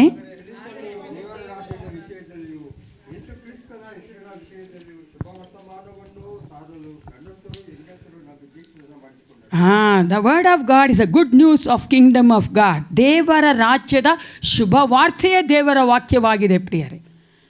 ಮೂರನೇದಾಗೇನು? ದೇವರ ವಾಕ್ಯ ಅಂದರೆ ಗುಡ್ ನ್ಯೂಸ್, ಸುವಾರ್ತೆ. ಎಲ್ಲರೂ ಹೇಳಿ. ಮೊದಲನೇದಾಗಿ ದೇವರ ಶಕ್ತಿ, ಎರಡನೇದಾಗಿ ಯೇಸು ಕ್ರಿಸ್ತನು, ಮೂರನೇದಾಗಿ ಸುವಾರ್ತೆ. ಈ ಮೂರಕ್ಕೂ ನಾವೇನಂತೀವಿ? ದೇವರ ವಾಕ್ಯ ಅಂತ ಹೇಳ್ತೀವಿ. ನಾಲ್ಕನೇದಾಗಿ ಏನಂತೀವಿ, ಯಾವುದಕ್ಕೆ ಹೇಳ್ತೀವಿ ಅಂದರೆ ಯೆರೆಮೀಯ 30:1 ಮತ್ತು 2. ಯೆರೆಮೀಯನ ಗ್ರಂಥ 30:1 ಮತ್ತು 2. ಜೆರೆಮಯ ಚಾಪ್ಟರ್ 30:1 and 2.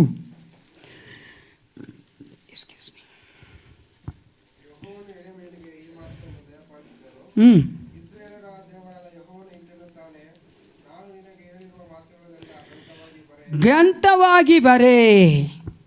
ನಾಲ್ಕನೇದಾಗಿ ದೇವರ ವಾಕ್ಯ ಬೈಬಲ್. ಎಲ್ಲರೂ ಹೇಳಿ ಬೈಬಲ್. ದೇವರ ವಾಕ್ಯ ಅನ್ಬೇಕಾದ್ರೆ ಮೊದಲನೇದಾಗಿ ದೇವರ ಶಕ್ತಿ, ಎರಡನೇದಾಗಿ ಯೇಸು ಕ್ರಿಸ್ತನು, ಮೂರನೇದಾಗಿ ಸುವಾರ್ತೆ, ನಾಲ್ಕನೇದಾಗಿ ಸತ್ಯವೇದ ಪ್ರಿಯರೇ. ಗ್ರಂಥ ಅನ್ಬೇಕಾದ್ರೆ ಎಷ್ಟು ಗ್ರಂಥಗಳಿದೆ, ಎಷ್ಟು ಪುಸ್ತಕ ಇದೆ ಸತ್ಯವೇದದಲ್ಲಿ? 66 ಪುಸ್ತಕಗಳು ಸೇರಿ ನಾವು ದೇವರ ವಾಕ್ಯ ಅಂತ ಹೇಳ್ತೀವಿ ಪ್ರಿಯರೇ. ಚೆನ್ನಾಗಿ ತಿಳ್ಕೊಳ್ಬೇಕು. ದೇವರ ವಾಕ್ಯ ಅಂದ ತಕ್ಷಣ ಯೇಸು ಕ್ರಿಸ್ತನೂ ಆಗಿದ್ದಾನೆ, ಸುವಾರ್ತೆ ಸಹ ಆಗಿದೆ, ದೇವರ ಶಕ್ತಿ ಆಗಿದೆ, ಸತ್ಯವೇದವೂ ಸಹ ಆಗಿದೆ. ಈಗ ನಾವು ಸಾಯಿಲ್ಗೆ ಬರೋಣ, ಅಥವಾ ನೆಲಕ್ಕೆ ಬರೋಣ. ಆ ಒಂದು ಒಳ್ಳೆಯ ನೆಲ ಅಂತ ಹೇಳಬೇಕಾದ್ರೆ ಒಳ್ಳೆಯ ಹೃದಯ ಅಲ್ವಾ? ಒಳ್ಳೆಯ ಹೃದಯನೇ ನಾವು ನೋಡ್ತೇವೆ ಏನು ಮಾಡೋಕ್ಕಾಗೋದು? ಆ ಒಂದು ಫಲವನ್ನು ಕೊಡೋಕ್ಕಾಗೋದು. Which can produce when the seed will be rooted or it will be put in the soil. That's if the soil is fertile, ಅಂದರೆ if the soil is good, ಆ ಒಂದು ನೆಲ ಚೆನ್ನಾಗಿದ್ದರೆ ಅದೇನು ಮಾಡ್ತದೆ? ಬಹಳ ಫಲ ಕೊಡ್ತದೆ. ಬಂಡೆ ಮೇಲೆ ತಗೊಂಡೋಗಿ ಆ ಬೀಜ ಹಾಕಿದ್ರೆ ಬರ್ತಾ ಬರಲ್ಲ ಅಲ್ವಾ? ನಮ್ಮ ಹೃದಯ ದೇವರ ಆ ವಾಕ್ಯಕ್ಕೆ ಒಪ್ಪಿಸಿಕೊಟ್ಟು ಅಥವಾ ಆ ವಾಕ್ಯ, ದೇವರ ವಾಕ್ಯ ನಮ್ಮಲ್ಲಿ ಫಲ ಕೊಡಬೇಕಂದ್ರೆ, let me put like this, ದೇವರ ವಾಕ್ಯ ನಮ್ಮಲ್ಲಿ ಫಲ ಕೊಡಬೇಕಂದ್ರೆ, if that God's word has to produce the fruit in our hearts, how our heart should be, ನಮ್ಮ ಹೃದಯ ಹೆಂಗಿರಬೇಕು, ಅದನ್ನೇ ನಾವು ಪ್ಯಾರಬಲ್ ಆಫ್ ಸೋವರ್ ಅಥವಾ ಬೀಜ ಬಿತ್ತುವವನ ಈ ಸಾಮ್ಯದಲ್ಲಿ ನೋಡ್ತೇವೆ ಪ್ರಿಯರೇ. ನಮ್ಮ ಹೃದಯ ಹೆಂಗಿರಬೇಕು ದೇವರ ವಾಕ್ಯಕ್ಕೆ ಫಲ ಕೊಡಬೇಕಂದ್ರೆ, ಮೊದಲನೇದಾಗಿ ಮತ್ತಾಯ 13, 18, 19. ಈಗ ಆ ಒಂದು ವೇದ ವಾಕ್ಯ ನೀವು ಸತ್ಯವೇ ತಿಳಿಸ್ಕೊಳ್ಳಿ. Matthew chapter 13 verses 18 to 19. ಅರ್ಥ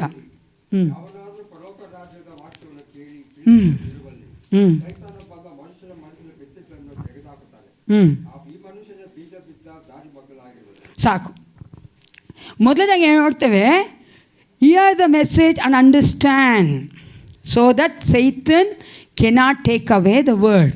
ಮೊದಲನೇದಾಗಿ ನಾವು ವಾಕ್ಯವನ್ನು ಕೇಳಬೇಕು ಮತ್ತು ಅರ್ಥ ಮಾಡ್ಕೊಳ್ಬೇಕು. ಆಗ ಸೈತಾನ ಬಂದು ನಮ್ಮಿಂದ ತೆಗೆದುಕೊಂಡು ಹೋಗೋದಿಲ್ಲ. ಅದನ್ನೇ ಇಲ್ಲಿ ಯೇಸು ಕ್ರಿಸ್ತನು ಹೇಳಿದ್ದಾನೆ, ಆ ಸಾಮ್ಯದ ಅರ್ಥವನ್ನು ಕೊಡ್ತಾ ಇದ್ದಾನೆ. ಆ ವಾಕ್ಯವನ್ನು ಕೇಳಿ ತಿಳಿದುಕೊಳ್ಳದೇ ಇರುವಲ್ಲಿ ಅನೇಕ ಸಾರಿ ಏನಾಗುತ್ತೋ ಗೊತ್ತಾ ಪ್ರಿಯರೇ, ನಾವು ದೇವರ ವಾಕ್ಯವನ್ನು ಕೇಳ್ತಾ ಇದ್ದೀವಿ ಕೀನಾಗಿ, ಅಂದರೆ ಗಮನಿಸಿ ಕೇಳ್ತೀವಿ, ಮತ್ತು ನಾವು ಕೇಳೋದಕ್ಕೆ ಆಸಕ್ತಿ ಉಳ್ಳವರಾಗಿರುತ್ತೇವೆ. ಎರಡು ಕಾರ್ಯ ಇರುತ್ತಲ್ಲ, ನಾವು ಗಮನಿಸಿ ಕೇಳ್ತೇವೆ, ಏನು ಮಾಡ್ತೀವಿ, ಆಸಕ್ತಿ ಇದೆ ನಮಗೆ ಕೇಳೋಕ್ಕೆ. ಎಲ್ರಿಗೂ ಆಸಕ್ತಿ ಇತ್ತಾನೆ, ಆ ಥರ ಕೇಳ್ತಾ ಇದ್ದೀವಿ ನಾವು. ಆಸಕ್ತಿ ಅಂದರೆ ಇದು ಹೋಗ್ತಾ ಇರ್ತೀವಿ, ನೀನೇನು ಹೇಳಿ ನಾನು ಕೇಳೋದು ಅಂತ. That's the tendency of women ಅಲ್ವ, ಮನುಷ್ಯ ಬುದ್ಧಿ ಅದೇ ತಾನೆ.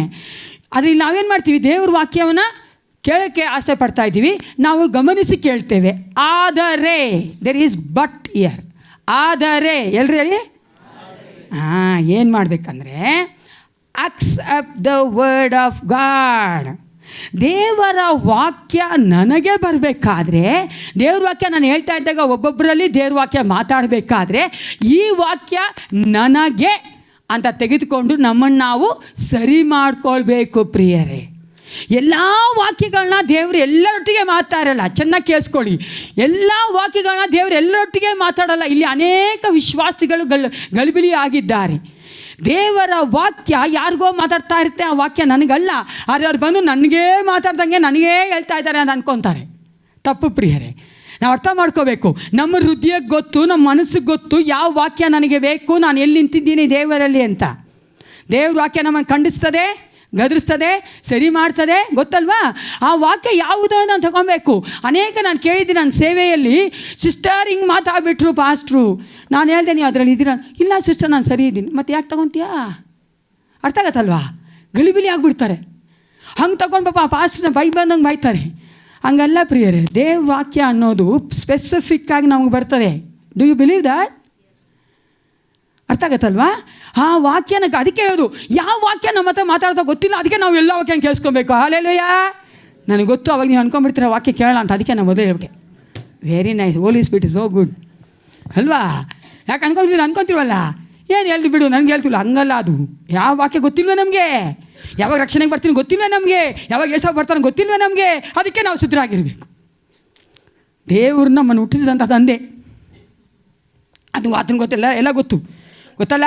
ಅದಕ್ಕೋಸ್ಕರವಾಗಿ ದಯವಿಟ್ಟು ಪ್ರಿಯರೇ, ಯಾವ ವಾಕ್ಯ ನಂತರ ಮಾತಾಡಿ ನನ್ನ ಆತ್ಮಕ್ಕೆ, ನನ್ನ ಒಂದು ಹೃದಯಕ್ಕೆ, ನನ್ನ ಮನಸ್ಸಿಗೆ ಕರೆಕ್ಟ್ ನನಗೆ ಹೇಳ್ತಾ ಇದ್ದಾರೆ ದೇವರ ಆತ್ಮ, ನಾನು ಸರಿ ಹೋಗ್ಬೇಕು ಅನ್ಕೋತೀವೋ ಅದನ್ನು ನಾವು ಒಪ್ಕೊಳ್ಬೇಕು, ಕರೆಕ್ಷನ್ಗೆ ಒಪ್ಕೊಳ್ಬೇಕು.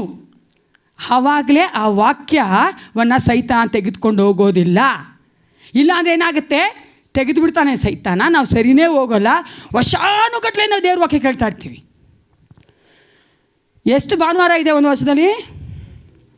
52, 53 52 ಭಾನುವಾರ ಇದೆ.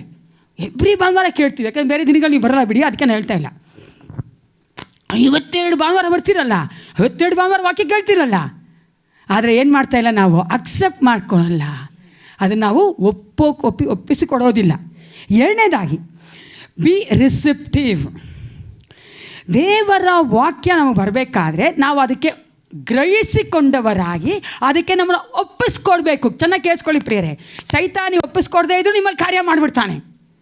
ಆದರೆ ದೇವ್ರ ವಾಕ್ಯ ನೀವು ಒಪ್ಪಿಸ್ಕೊಟ್ರೇ ಕಾರ್ಯ ಮಾಡೋದು. ಹಲ್ಲೆಲೂಯಾ. ನನ್ನ ಹೃದಯಕ್ಕೆ ನಾನು ಅದನ್ನು ಒಪ್ಪಿಸ್ಕೊಡ್ಬೇಕು. ಏಸಪ್ಪ, ದೇವರ ವಾಕ್ಯ ನನ್ನಲ್ಲಿ ಕಾರ್ಯ ಮಾಡಲಿ ಪರಿಶುದ್ಧಾತ್ಮನ ಮೂಲಕವಾಗಿ ಅದನ್ನು ಒಪ್ಪಿಸ್ಕೊಡುವಾಗ ಆ ಒಂದು ವಾಕ್ಯ ನನ್ನಲ್ಲಿ ಕ್ರಿಯೆ ಮಾಡ್ತದೆ. ಆವಾಗಲೇ ನಾನು ಕೇಳಿಸ್ಕೋದ್ರಲ್ಲೂ ಆಸಕ್ತಿಯಿಂದ ಕೇಳಿಸ್ಕೋದ್ರಲ್ಲೂ ಪ್ರಯೋಜನ ಉಂಟು ಪ್ರಿಯರೇ. ಅರ್ಥ ಆಗ್ತದೆ ನಾನು ಹೇಳ್ತಾ ಇರೋದು? ಆವಾಗಲೇ ನಾವು ಆಸಕ್ತಿನ ಕೇಳಿಸ್ಕೊತಾ ಇದ್ದೀವಿ, ನಾವು ಗಮನವಿಟ್ಟು ಕೇಳಿಸ್ಕೊತಾ ಇದ್ದೀವಿ, ಆವಾಗ ಅದು ಪ್ರಯೋಜನ ಆಗೋದು. ಮೊದಲನೇದಾಗಿ ಆ ವಾಕ್ಯ ನನ್ನನ್ನು ಸರಿ ಮಾಡೋಕ್ಕೆ ನನಗೇ ಬರ್ತಾ ಇದೆ ಅಂದರೆ ಒಪ್ಕೊಳ್ಬೇಕು. ಎರಡನೇದಾಗಿ ಕೇಳಿಸ್ಕೊಂಡು ಅದಕ್ಕೆ ನನ್ನನ್ನು ಒಪ್ಪಿಸ್ಕೊಡ್ಬೇಕು ದೇವರ ಆತ್ಮನ ಮೂಲಕವಾಗಿ ಆ ವಾಕ್ಯ ನನ್ನಲ್ಲಿ ಕ್ರಿಯೆ ಮಾಡೋದಕ್ಕೆ. ಮೂರನೇದಾಗಿ ಲೂಕ 6:46-49 ನೋಡೋಣ. ಲೂಕನ ಸುವಾರ್ತೆ 6ನೇ ಅಧ್ಯಾಯದಲ್ಲಿ 46-49 ವಚನ, 46-49, 46-49 ಓದಿ ಯಾರಾದರೂ ಒಬ್ಬರು.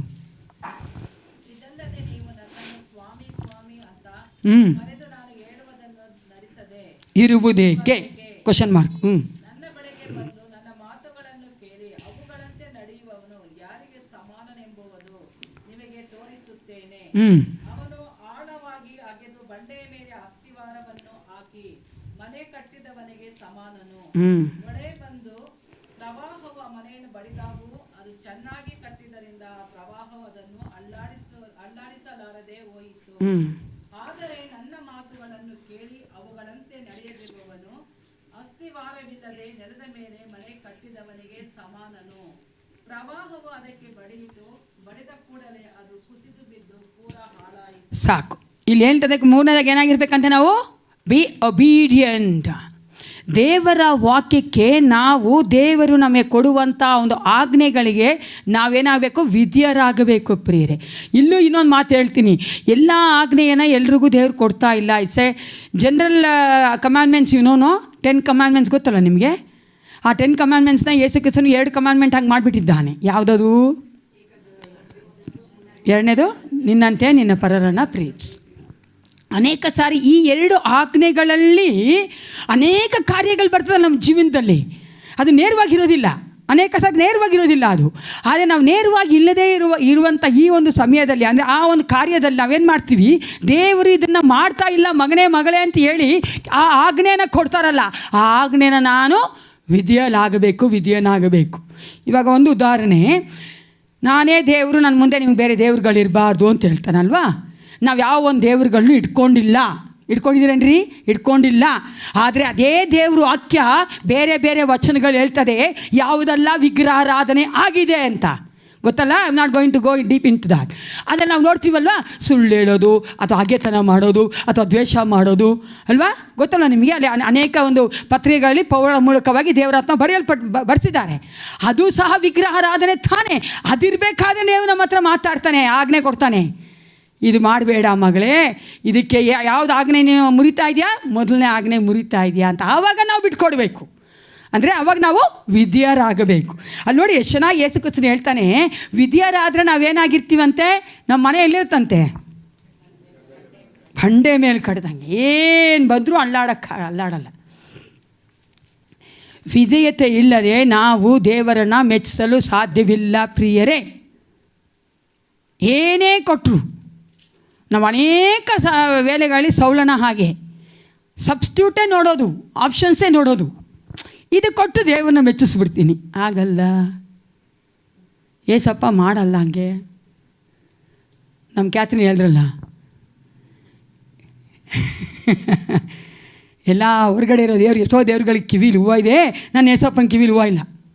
ನಾವು ಇಡೋಕ್ಕೂ ಆಗಲ್ಲ, ಅಂದರೆ ಮನುಷ್ಯ ಇಡೋಕ್ಕಾಗಲ್ಲ. ಅಂದರೆ ಮೋಸ ಮಾಡೋಕ್ಕಾಗಲ್ಲ. ಅರ್ಥ ಆಗುತ್ತಲ್ಲ? ಅವ್ರನ್ನ ನಾವು ಕಾಂಪ್ರಮೈಸ್ ಮಾಡೋಕ್ಕಾಗಲ್ಲ. ಏಸಪ್ಪ ಒಪ್ಪಲ್ಲ. ವಿಧೇಯತೆ ಅಂದರೆ ವಿಧೇಯತೆನೇ. ನಾವು ದೇವರ ವಾಕ್ಯವನ್ನು ಆಸಕ್ತಿಯಿಂದ ಗಮನವಿಟ್ಟು ಕೇಳುತ್ತೇವೆ ಅಂದರೆ ಏನು ಮಾಡಬೇಕಾಗಿದೆ? ದೇವರ ವಾಕ್ಯಕ್ಕೆ ನಮ್ಮನ್ನು ಒಪ್ಪಿಸ್ಕೊಡ್ಬೇಕು. ಅಂದರೆ ದೇವರ ವಾಕ್ಯವನ್ನು ನಾವು ಅಕ್ಸೆಪ್ಟ್ ಮಾಡ್ಕೋಬೇಕು, ಮತ್ತು ನಾವು ದೇವರ ವಾಕ್ಯಕ್ಕೆ ನಮ್ಮನ್ನು ಒಪ್ಪಿಸ್ಕೊಡ್ಬೇಕು. ಮೂರನೇದಾಗಿ ದೇವರ ವಾಕ್ಯಕ್ಕೆ ನಾನೇನಾಗಬೇಕು? ವಿಧಿಯನಾಗಬೇಕು. ಕೇಳಿಸ್ಕೊತಾ ಇದ್ದೀರಾ? ಹಲ್ಲೆಲೂಯಾ. ತುಂಬ ಡಲ್ಲಾಗಿದ್ದೀವಿ.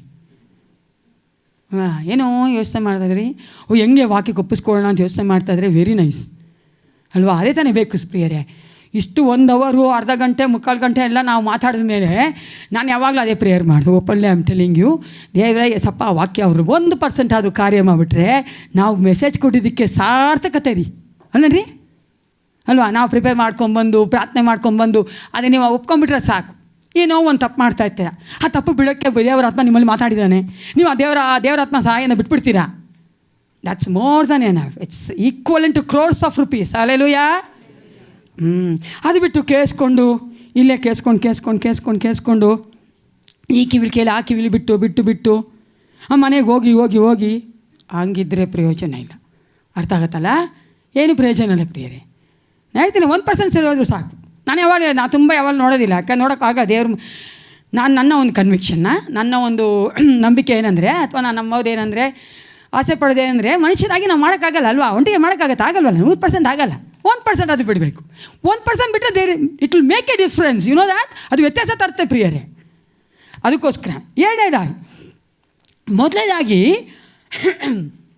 ನಾನು ಹೇಳಿದೆ, ನಮ್ಮ ಒಂದು ಹೃದಯ ಫಲ ಕೊಡಬೇಕಂದ್ರೆ, ದೇವರ ವಾಕ್ಯ ನಮ್ಮಲ್ಲಿ ಬಿತ್ತಲ್ಪಟ್ಟು ಫಲ ಕೊಡಬೇಕಂದ್ರೆ ಮೊದಲನೇ ಕಂಡೀಷನ್ ನಾನು ಹೇಳಿದೆ, ಏನು ಮಾಡಬೇಕಂತೆ, ವಾಕ್ಯನ ಕೇಳಿ ವಾಕ್ಯನ ಅರ್ಥ ಮಾಡ್ಕೊಳ್ಬೇಕು. ಅರ್ಥ ಮಾಡ್ಕೋದಲ್ಲಿ 3 ಕಾರ್ಯ ಹೇಳಿದೆ. ದೇವ್ರ ವಾಕ್ಯನ ನಾವು ಒಪ್ಕೋಬೇಕು, ದೇವ್ರ ವಾಕ್ಯಕ್ಕೆ ಬಿಟ್ಕೊಡ್ಬೇಕು, 3ನೇದಾಗಿ ದೇವ್ರ ವಾಕ್ಯಕ್ಕೆ ವಿದ್ಯರಾಗಬೇಕು. ಕರೆಕ್ಟಾ? ಇದು ನಾನು ನೆಕ್ಸ್ಟ್ ವೀಕ್ ಹೇಳ್ತೀನಿ ನಿಮ್ಮನ್ನು. ಇಲ್ಲ ಅಂದರೆ ಏನಾಗತ್ತೆ ಸಿಸ್ಟರ್? ಸೈತಾನ ಬಂದು ತೆಗೆದುಕೊಂಡು ಹೋಗ್ಬಿಡ್ತಾನೆ. ಏನಾಗ್ತಾನೆ? ಸೈತಾನ ಬಂದು ತಗೊಂಡು ಹೋಗ್ಬಿಡ್ತಾನೆ. ಅದೇ ದೇವ್ರು ಚೆನ್ನಾಗಿ ಹೇಳಿದ್ರು ಏಸಪ್ಪ, ಅಲ್ಲಿ ಬೀಜ ಬಿತ್ತುವವನು ಬಿತ್ಕೊಂಡು ಹೋದ, ಅದೇನಾಗತ್ತೋ ಮಗಳಲ್ಲಿ ಬಿತ್ತು, ಸೈತಾನ ಬಂದು ತಗೊಂಡು ಹೋಗ್ಬಿಡ್ತಾನೆ. ಸೈತಾನ ತಗೊಂಡು ಹೋಗ್ಬಿಟ್ರೆ ನಾವು ದೇವರಲ್ಲಿ ಫಲ ಕೊಡೋಕ್ಕಾಗತ್ತಾ? ಅದಕ್ಕೆ ನಾವು ತೆಗೆದುಕೊಂಡು ಹೋಗಬಾರ್ದಂದ್ರೆ ಈ ಎಲ್ಲ ಕಾರ್ಯಗಳನ್ನ ಮಾಡಬೇಕು. 2ನೇ ಕಂಡೀಷನ್, 2ನೇ ಒಂದು ಸ್ಥಿತಿ, ನಮ್ಮ ಹೃದಯ ಹೆಂಗಿರ್ಬೇಕಂದ್ರೆ ದೇವರ ಒಂದು ವಾಕ್ಯದ ಮೂಲಕವಾಗಿ ನಾವು ಫಲ ಕೊಡಬೇಕಂದ್ರೆ ಇದು ಓದೋಣ. ಮತ್ತಾಯ 13:20-21. ಮತ್ತಾಯ 13:20-21.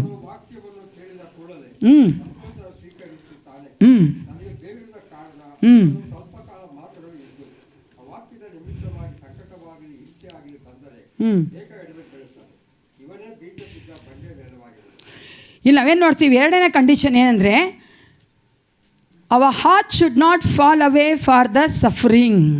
ಈ ಲೋಕದಲ್ಲಿ ಬರುವಂಥ ಕಷ್ಟಗಳಿಗೆ, ನೋವುಗಳಿಗೆ, ನಾವು ನೋಡ್ತೀವಲ್ಲ, ಎಲ್ಲ ದುಃಖಗಳಿಗೆ ನಾವೇನು ಮಾಡಬಾರ್ದು, ಆ ಒಂದು ಫಲ ಕೊಡುವಂತಹ ಹೃದಯವಾಗಿ ಇರುವಂಥ ನಮ್ಮ ಹೃದಯವನ್ನು ಬಿಟ್ಕೊಡ್ಬಾರ್ದು. ಅರ್ಥ ಆಯ್ತಲ್ಲ? ಕಷ್ಟ ಬಂದಾಗ ಬಿಟ್ಬಿಡಬಾರ್ದು, ದೇವ್ರ ವಾಕ್ಯ ನಾವು ಬಿಟ್ಕೊಡ್ಬಾರ್ದು. ಅದೇ ರೋಮಾಪುರದ ಬರೆದ ಪತ್ರಿಕೆ 5ನೇ ಅಧ್ಯಾಯದಲ್ಲಿ 3-5 ಪೌಲನು ಇಂತಾಗಿ ಬರೀತಾನೆ, ಇದು ಮಾತ್ರವಲ್ಲದೆ ನಮಗೆ ಉಂಟಾಗುವ ಉಪದ್ರವಗಳಲ್ಲಿಯೂ ಉಲ್ಲಾಸವಾಗಿದ್ದೇವೆ. ಯಾವುದ್ರಲ್ಲಿ ಉಲ್ಲಾಸವಾಗಿದ್ದೇವೆ ಅಂತೆ? ಯಾವ ಧರ್ಮದಲ್ಲಿ ಇದು ಹೇಳಲ್ಲ ರೀ, ನನಗೆ ಗೊತ್ತಿರೋ ಯಾವ ಧರ್ಮದಲ್ಲಿ ಹೇಳಲ್ಲ ಅಲ್ವಾ. ಏನೋ ಸಂತೋಷವಾಗಿದ್ದರೆ ನಾವು ಉಲ್ಲಾಸವಾಗಿರ್ತೀವಿ ಅಲ್ವಾ, ಎಲ್ಲ ಇದ್ದರೆ ನಾವು ಉಲ್ಲಾಸವಾಗಿರ್ತೀವಿ. ಉಪದ್ರವದಲ್ಲಿ ಉಲ್ಲಾಸವಾಗಿದ್ದೇವಂತೆ. ಯಾಕೆ? ಮುಂದೆ ನೋಡಿ. ಯಾಕೆಂದರೆ ಉಪದ್ರವದಿಂದ ತಾಳ್ಮೆ ಹುಟ್ಟುತ್ತದೆ, ತಾಳ್ಮೆಯಿಂದ ಅನುಭವ ಸಿದ್ಧಿ ಹುಟ್ಟುತ್ತದೆ, ಅನುಭವದಿಂದ ನಿರೀಕ್ಷಣೆ ಹುಟ್ಟುತ್ತದೆ ಎಂದು ಬಲ್ಲೆವು. ದೇವ್ರ ವಾಕ್ಯದ ಕಷ್ಟಾನುಭವವು ಯಾಕೆ ಹೇಳಿ? ಆ ಒಂದು ಉಪದ್ರವದಲ್ಲೇ ನಮಗೆ ತಾಳ್ಮೆ ಬರ್ತದೆ ಪ್ರಿಯರೇ. ಆ ತಾಳ್ಮೆ ನಮಗೇನು ಕೊಡ್ತದೆ? ಎಕ್ಸ್ಪೀರಿಯನ್ಸ್ ಅಥವಾ ಕ್ಯಾರೆಕ್ಟ್ರನ್ನ ಕೊಡ್ತದೆ. ಅದು ಇಂಗ್ಲೀಷ್, ಇದರಲ್ಲಿ ಅನುಭವ ಅಂತಿದೆ, ಇಂಗ್ಲೀಷ್ ಹೋದರೆ ಅದು ಕ್ಯಾರೆಕ್ಟ್ರು. ನಮ್ಮ ಸ್ವಭಾವವನ್ನು ಅದು ಬದಲಾಯಿಸ್ತದೆ. ನಮ್ಮ ಸ್ವಭಾವ ಬದಲಾಗ್ತಾ ಇರಬೇಕಂದ್ರೆ ನಮಗೊಂದು ನಿರೀಕ್ಷೆ ಬರ್ತದೆ. ಅದೇನೋ ನಿತ್ಯ ಜೀವದ ನಿರೀಕ್ಷೆ. ಹಾಲೆಲೂಯಾ.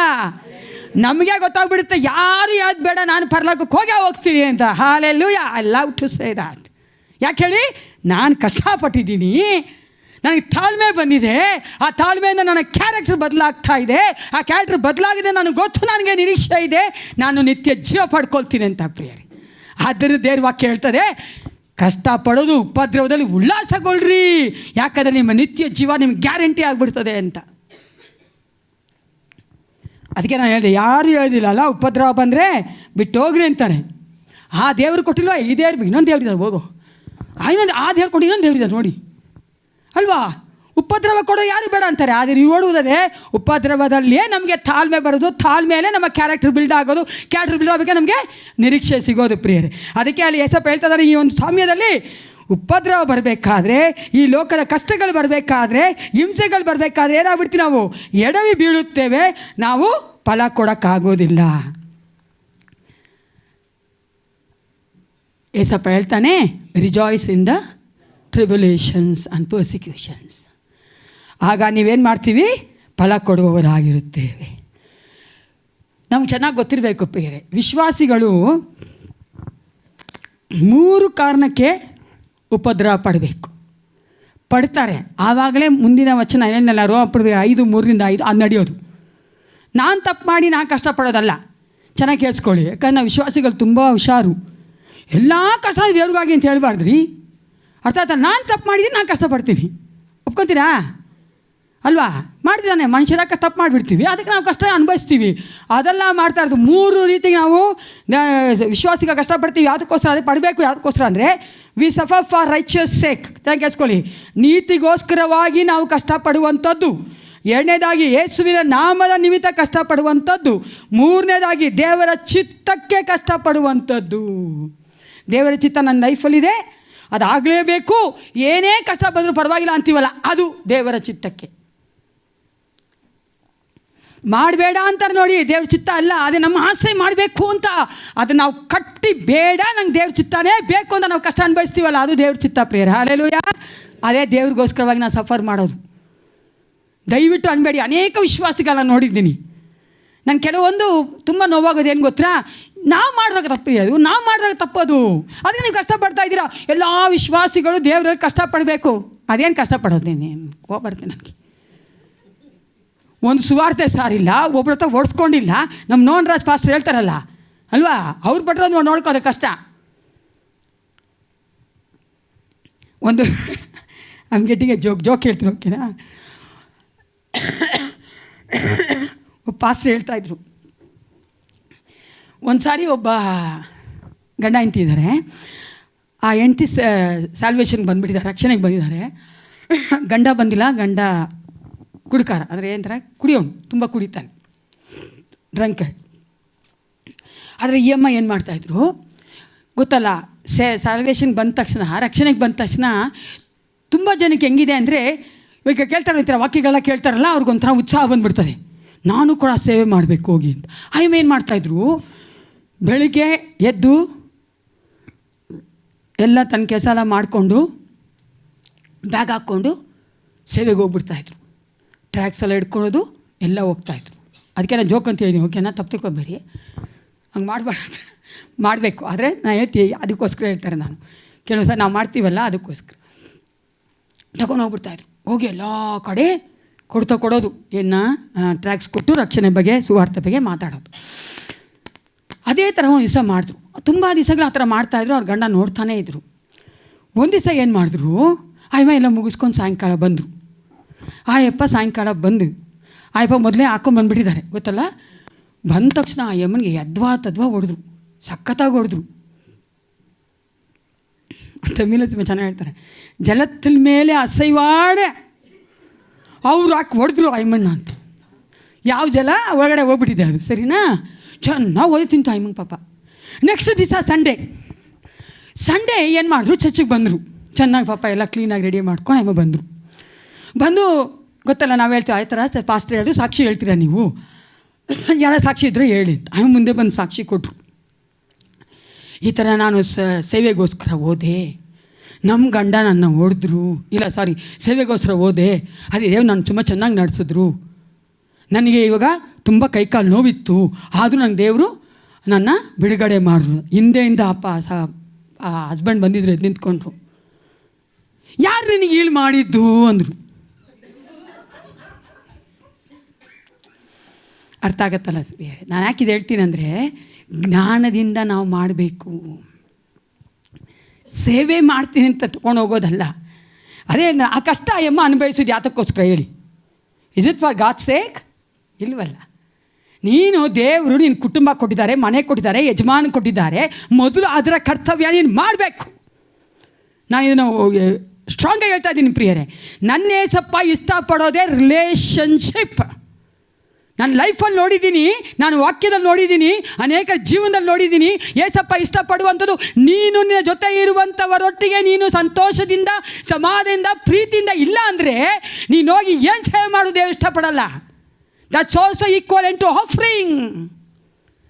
ನೀನು ಕಾಣಿಕೆ ಕೊಡಂಗೆ ಎಲ್ಲವನ್ನ ಮಾಡಿ ನಂತರ ನೀನು ದೇವ್ರ ಸೇವೆಗೆ ಹೋಗ್ತಾ ನೋಡಿ, ಅದನ್ನು ದೇವರು ಇಷ್ಟಪಡ್ತಾನೆ ಪ್ರಿಯರೇ. ಹಲ್ಲೆಲೂಯಾ. ಯಾಕಂದ್ರೆ ನನ್ನ ಜೊತೆ ಇರೋರೇ ಒಂದು ಮಾತು ಏಸಪ್ಪನಿಗೆ ಹೇಳಿಬಿಟ್ರೆ ದೇವ್ರ ಮುಂದೆ ನಡಕ್ಕಾಗತ್ತಾ? ನಮ್ಮ ಕೇಳಿ ಕ್ಯಾನ್ ವಿ ಸ್ಟ್ಯಾಂಡ್? ನಡೆಯೋಕ್ಕಾಗಲ್ಲ. ಅದಕ್ಕೆ ಜ್ಞಾನದ ಇರಬೇಕು ಪ್ರಿಯರೇ. ಯಾತಕ್ಕೋಸ್ಕರವಾಗಿ ಕಷ್ಟಪಡ್ತೀವಿ ಅಂತ ದಯವಿಟ್ಟು ತಾನೇ ತಿಳ್ಕೊಳ್ಬೇಕು. ಅನೇಕ ನಾವು ಹಂಗೆ ಅಂದ್ಕೊಂಡಿದ್ದೀವಿ, ಏಸಪ್ಪನ್ನ ನಾವು ಅಂಗೀಕರಿಸ್ಕೊಂಡ್ರೆ ನಾವು ಸಂತೋಷವಾಗೇ ಇರಬೇಕು. ಯಾಕಂದ್ರೆ ದೇವ್ರ ವಾಕ್ಯ ಹೇಳ್ತದೆ, ನಾನು ರಾಜಾದಿರಾಜನ ಮಗಳು ಆಗಿದ್ದೇನೆ. ಒಂದು ಊಟಕ್ಕೆ ನಾನು ಕಷ್ಟಪಡಬಾರ್ದು ಪ್ರಿಯರೇ, ಬೇಸಿಕ್ ನೀಡ್ಸ್ಗೆ ನಾನು ಕಷ್ಟಪಡಬಾರ್ದು. ಅವಾಗ ನನಗೂ ಅನ್ಬಿಲಿವರ್ಗೆ ಏನು ವ್ಯತ್ಯಾಸ? ಆದರೆ ಏಸಪ್ಪನ ನಾಮಕ್ಕೋಸ್ಕರವಾಗಿ, ನೀತಿಗೋಸ್ಕರವಾಗಿ, ಆತನ ಚಿತ್ತಕ್ಕೋಸ್ಕರವಾಗಿ ಕಷ್ಟಪಡೋದು ನ್ಯಾಯವಾದದ್ದು. ಅದನ್ನೇ ಏಸಪ್ಪ ಹೇಳ್ತಾ ಇರೋದಲ್ಲಿ. ಆ ಕಷ್ಟಗಳು ಬಂದರೂ ಸಹ ನಾವೇನು ಮಾಡ್ತೀವಿ? ಫಲ ಕೊಡುವವರಾಗಿರುತ್ತೇವೆ. ಯಾಕಂದರೆ ನಾವು ಅದನ್ನು ಚೆನ್ನಾಗಿ ಅರ್ಥ ಮಾಡಿಕೊಂಡವರಾಗಿ, ನಮಗೊತ್ತು ಆ ಕಷ್ಟ ಬರೋದು ನಮಗೆ ತಾಳ್ಮೆ ಕೊಡೋಕ್ಕಾಗಿ, ಅದು ನಮ್ಮ ಒಂದು ಕ್ಯಾರೆಕ್ಟರ್ನ ಬಿಲ್ಡ್ ಮಾಡೋಕ್ಕಾಗಿ, ಮತ್ತು ನಮಗೆ ನಿರೀಕ್ಷೆ ಕೊಡೋದಕ್ಕಾಗಿ ಎಂದು. ಮೂರನೇ condition, third condition, our heart should overcome the world. ಮತ್ತಾಯ 13:22 ಓದಿ. ಮತ್ತಾಯ 13:22.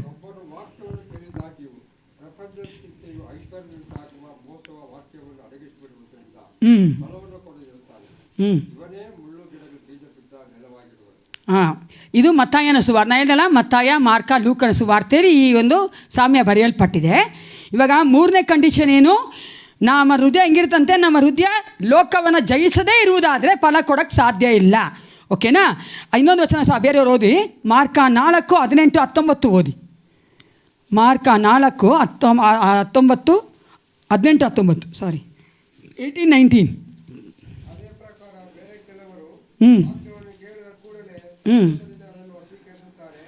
ಇನ್ನೂ ಕೆಲವರು ವಾಕ್ಯವನ್ನು ಕೇಳಿದಾಗಿ ಪ್ರಪಂಚದ ಚಿಂತೆಗಳು, ಅದೋದಪ್ಪ, ಮೋಸವು, ಇತರ ವಿಷಯಗಳ ಮೇಲಿನ ಆಶೆಗಳು ಒಳಗೆ ಸೇರಿ ಈ ವಾಕ್ಯವನ್ನು ಅಡಗಿಸಿದ್ದರಿಂದ ಫಲವನ್ನು ಕೊಡದೇ ಇರುತ್ತಾರೆ. ಇವರೇ ಮುಳ್ಳು ಗಿಡಗಳಲ್ಲಿ ಬೀಜ ಬಿದ್ದ ನೆಲವಾಗಿರುತ್ತಾರೆ.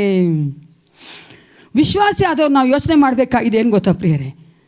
What is our attitude towards the world? ಲೋಕದ ಕುರಿತಾಗಿ ನಮಗಿರುವಂಥ ಒಂದು ಚಿಂತೆ ಅನ್ನೋಂಗಿಂತ ಒಂದು ಯೋಚನೆ ಏನು ಅಂತ, ಇಟ್ಸ್ ಎ ಮನೋಭಾವನೆ. ಏನು ನಮ್ಮ ಆ್ಯಟಿಟ್ಯೂಡು? ಲೋಕದ ಕುರಿತಾಗಿರುವಂಥ ನಮ್ಮ ಒಂದು ಯೋಚನೆ ಏನು? ವಿಶ್ವಾಸಿಯು ಅವಿಶ್ವಾಸಿಯು ಇಬ್ಬರೂ ಲೋಕವನ್ನು ಒಂದೇ ರೀತಿಯಾಗಿ ನೋಡ್ಬೋದಾ? ಹೇಳಿ, ನೋಡೋಕ್ಕಾಗಲ್ಲ ಅಲ್ಲ?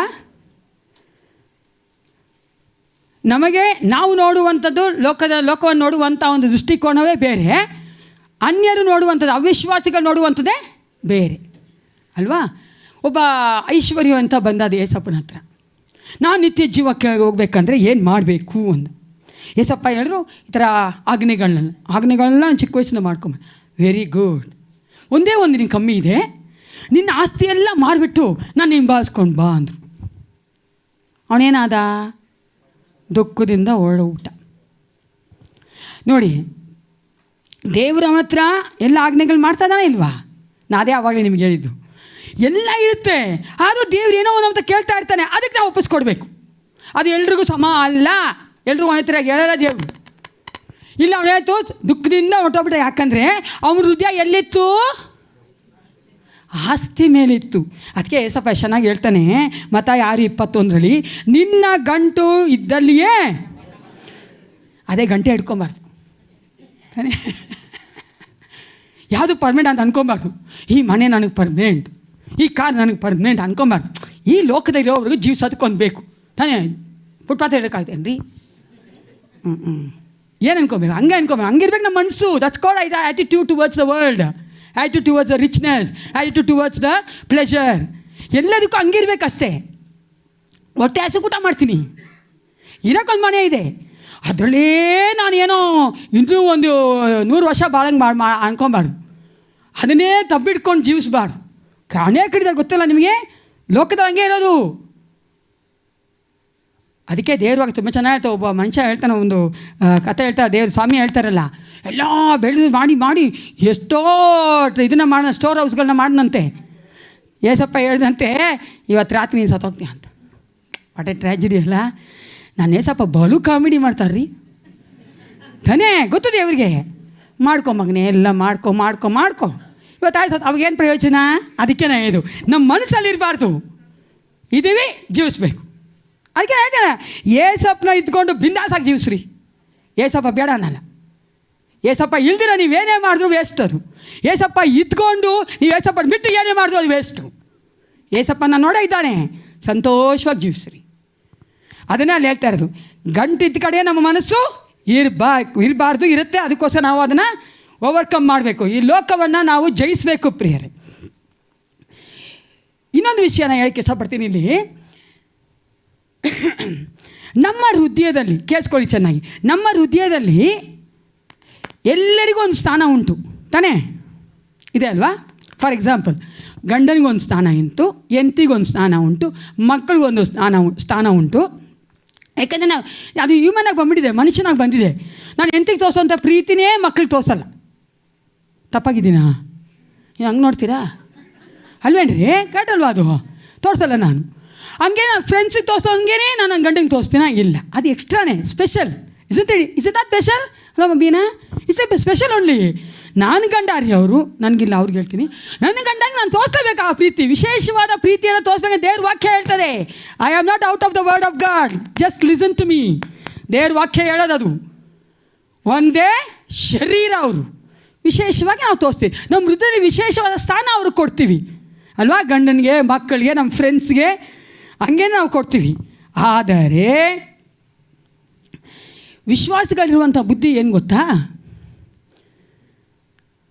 ಒಂದು ಲೋಕದಲ್ಲಿ ಒಂದು ಮಾತಿದೆ, ಬಡವನಿಗೆ ಐಶ್ವರ್ಯ ಬಂದರೆ ಏಸಪ್ಪ ಅಂತ ಬರಬೇಕಾದ್ರೆ ಬಡವರಾಗಿರ್ತೀವಿ ನಾವು. ಎಲ್ಲ ವಿಷಯದಲ್ಲಿ ಹೇಳ್ತಾ ಇದ್ದೀನಿ. Okay, I am saying in all the ways, spiritually, mentally, physically, ರಿಲೇಷನ್ಶಿಪ್ಪಲ್ಲಿ ಎಲ್ಲದರಲ್ಲೂ ಹೇಳ್ತಾ ಇದ್ದೀನಿ, ಬಡವರಾಗಿರ್ತೀವಿ. ಯಾಕೆ ನಮ್ಗೆ ಅವು ಏನಿಲ್ಲ ಅಲ್ವಾ? ಅದು ಏಸಪ್ಪ ಅಂತ ಬಂದ ಮೇಲೆ ಏಸಪ್ಪ ಎಲ್ಲ ಕೊಡೋಕ್ಕೆ ಪ್ರಾರಂಭಿಸ್ತಾರೆ, ಹಂತವಾಗಿ. Those who have experience this. Hallelujah ತಾನೇ, ಅನ್ವಯಿಸಿದ್ದೀವಿ ತಾನೆ, ನಾವೆಲ್ಲರೂ ಅನ್ವಯಿಸಿದ್ದೀವಿ. ಸ್ಟೇಜ್ ಬೈ ಸ್ಟೇಜ್ ಹಂತವಾಗಿ ದೇವರು ನಮ್ಮನ್ನು ಮೇಲಕ್ಕೆ ಎತ್ತಾನೆ. ಆವಾಗ ಏನಾಗುತ್ತೆ ಗೊತ್ತಾ? ಏಸಪ್ಪ ಅಂತ ಬಂದಾಗ ನಮ್ಮ ವಿಶ್ವಾಸಿಗಳಿಗೆ ಏಸಪ್ಪ ಫಸ್ಟ್ ಹೃದಯದಲ್ಲಿ. ಯಾರನ್ನ ಪ್ರೀತಿ ಮಾಡ್ತೀಯ? ಏಸಪ್ಪನ್ನೇ ಪ್ರೀತಿ ಮಾಡ್ತೀನಿ. ಬರ್ತಾ ಐಶ್ವರ್ಯ, ಎಲ್ಲ ಅಂತಸ್ತು, ಅದು ಮಾತ್ರ ನಮಗೆಲ್ಲ ಚೆನ್ನಾಗಿ ಮಾಡ್ತಾ ಏಸಪ್ಪ ಅಲ್ಲ ಹೃದಯಕ್ಕೆ ಹಿಂದೆ ಹೋಗ್ಬಿಟ್ಟವ್ರೆ. ಎಲ್ಲ ಯಾವ್ದು ಮುಂದೆ ಬರ್ತದೆ? ನನ್ನ ಕುಟುಂಬ, ನನ್ನ ಆಸ್ತಿ, ನನ್ನ ಮಕ್ಕಳು ಎಲ್ಲ ಬಂದ್ಬಿಟ್ಟು ಲಾಸ್ಟ್ ಅವ್ರು ಹೋಗ್ಬಿಟ್ಟವ್ರು ಪಾಪ. ಅದನ್ನೇ ಅಲ್ಲಿ ಹೇಳ್ತಾರೆ ಏಸಪ್ಪ, ನೀನು ಆ ಥರ ಮಾಡಿದ್ರೆ ನಾವು ದೇವರಿಗೆ ಫಲ ಕೊಡೋಕ್ಕೆ ಸಾಧ್ಯವಿಲ್ಲ.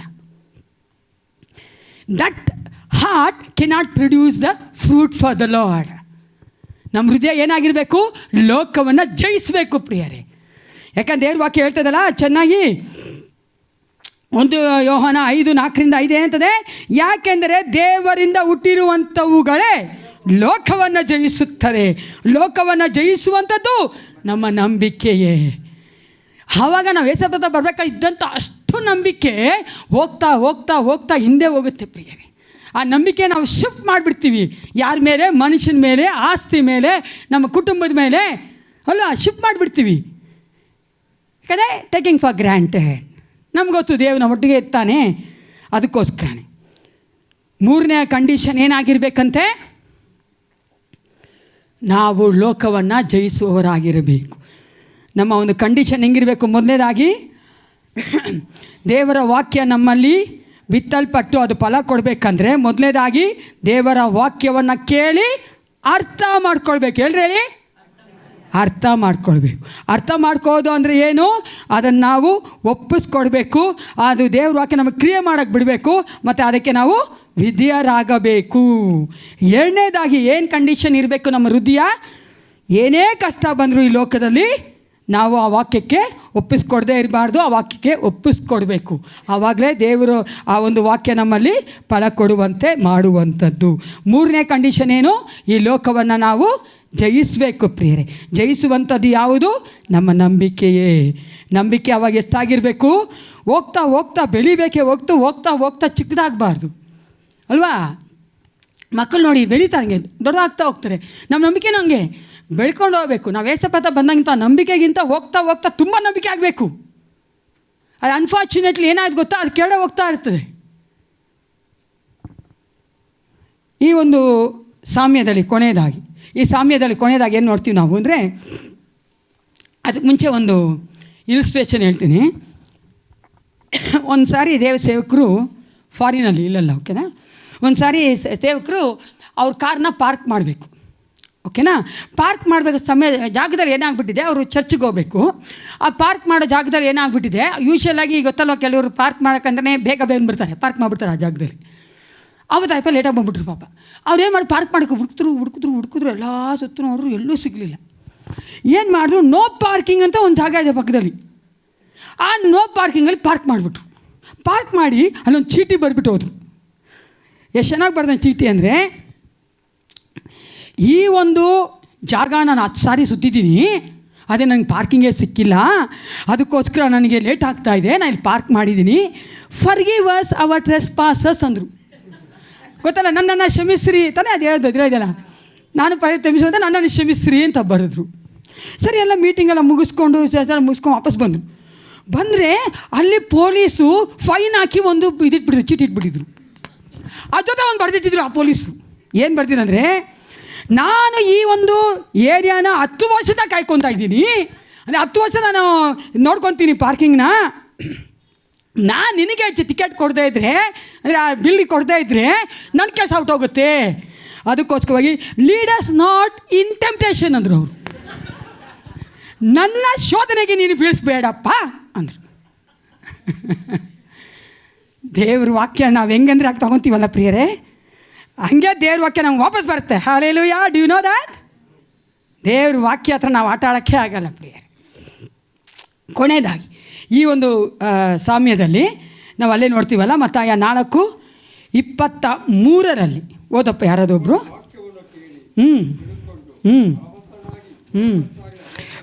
ತಿಳಿದುಕೊಂಡು ಫಲವಂತನಾಗಿ, ಓದಿ ಓದಿ.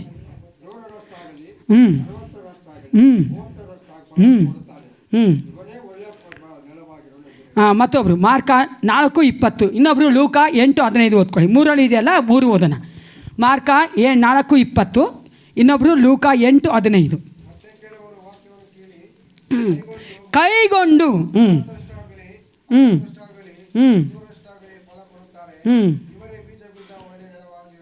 ಲೂಕ 8:15. ಸುಗುಣವುಳ್ಳ ಒಳ್ಳೆಯ ಹೃದಯದಲ್ಲಿ